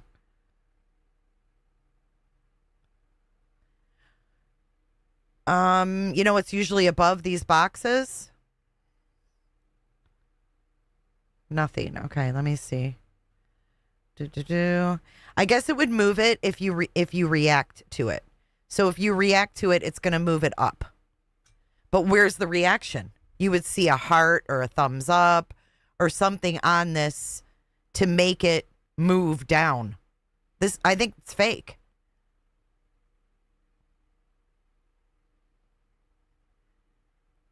Mine don't look like this at all.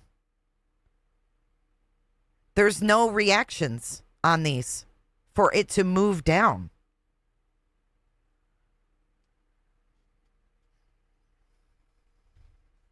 Why don't mine look like this? For making it happen. Mine only have a big gap if there's a reaction. Thank you. Or a picture sent. You see what I'm saying? Harley Ryder, thank you for your super chat. Why under some of the blue messages it says number of replies, but others it doesn't?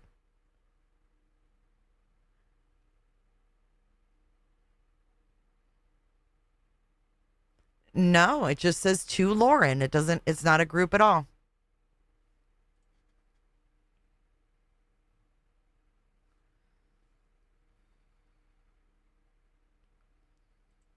So then it looks like there's one reply to this right here.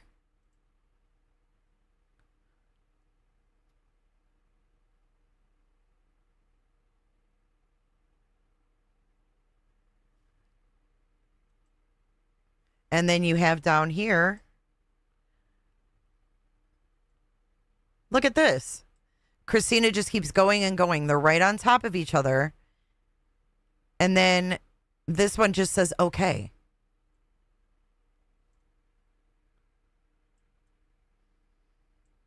And what is this all about? This is definitely cannot be used in evidence. You can't do this. You can't just cut them off either. I mean, I'm looking at my texts one-on-one with people. I don't have this. And if there is a gap, it either says read or delivered. Why doesn't even say delivered? Where's the delivered?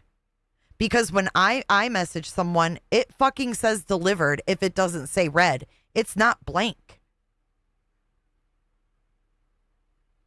It either says delivered or read. You don't have them blank. If you don't have read receipts on, it just says delivered. There's no in between. I know, lip locked. I've never seen an option to turn it off completely. Oh, yours doesn't say delivered, it disappears? Maybe it depends on what phone you have.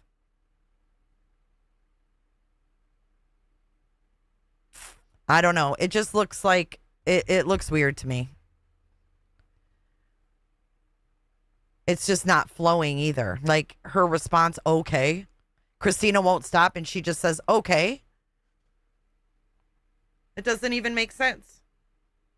Okay.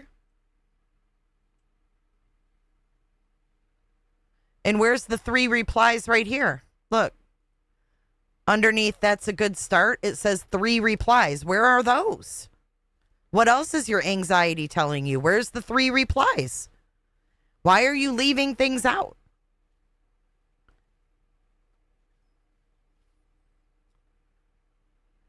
This is not a good look to put this in evidence for court. It's one thing, to show it on YouTube, but goddamn, for court? I have a 11, I think. I think I have an iPhone 11. None of this would have been admissible, in my opinion, and I'm not a lawyer, but you can't put it in with no context, or the context all misconstrued. There's no context to this whatsoever. Oh, for being true crime, you're becoming the crime.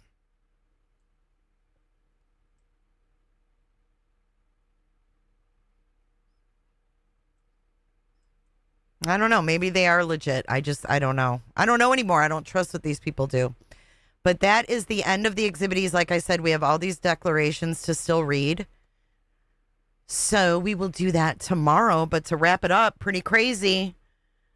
We went over a lot of stuff. I'm going to get busy chaptering this. And I want to thank you guys for joining today. I appreciate it a lot. Let's see. Is there anyone live? I don't see anybody live. Yeah, that was all of it. So you guys, if you want to check these out. Nonsense, are you going live? Oh, Lynn, I'll send them over to you. There she is. Stalker Oriani. Okay, this is Lynn. Stalker Oriani suffers severe amnesia as she talks Lauren Matthias court records. Okay, sweet. Let me get that set up and let's get in the Cooter DeVille. We're going to head over to Breaking Chains. Someone who I think is very, very good at what she does here on YouTube. The Cooter DeVille. A Cooter DeVille. I think the devil drives a Cooter DeVille. I saw the dreadlocks over the hill. Not against her will. I got time to kill. Way down in Cootersville. Okay. Do you like that? Can I get a thumbs up for this? Come on. This is funny as fuck. They're in the Cooter DeVille. I'm being cyber stalked. The lawn crime. Okay, let me get this set up. We're going to see if our credits will work today. I'm hoping and praying they do. Let's see. Woohoo! There we go. There we go. See, that's what I'm talking about. Look for your name up on the screen. We had lots of new subs and new cooters today. And super chats for support. Thank you.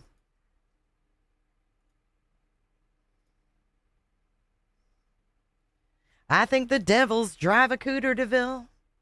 I hope you guys have a great rest of your Friday. I forgot it's Friday. I hope you guys have a great weekend.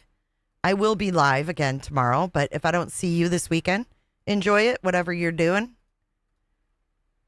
I'm going to be doing things around my house this weekend. Yes, look out for the chapters later. What's up, Lindsay? You guys are funny. All right, have fun over at Lynn's. Make sure you give a thumbs up on your way in there. And I will see you guys tomorrow for some more declaration reading. Thank you so much. Love you guys.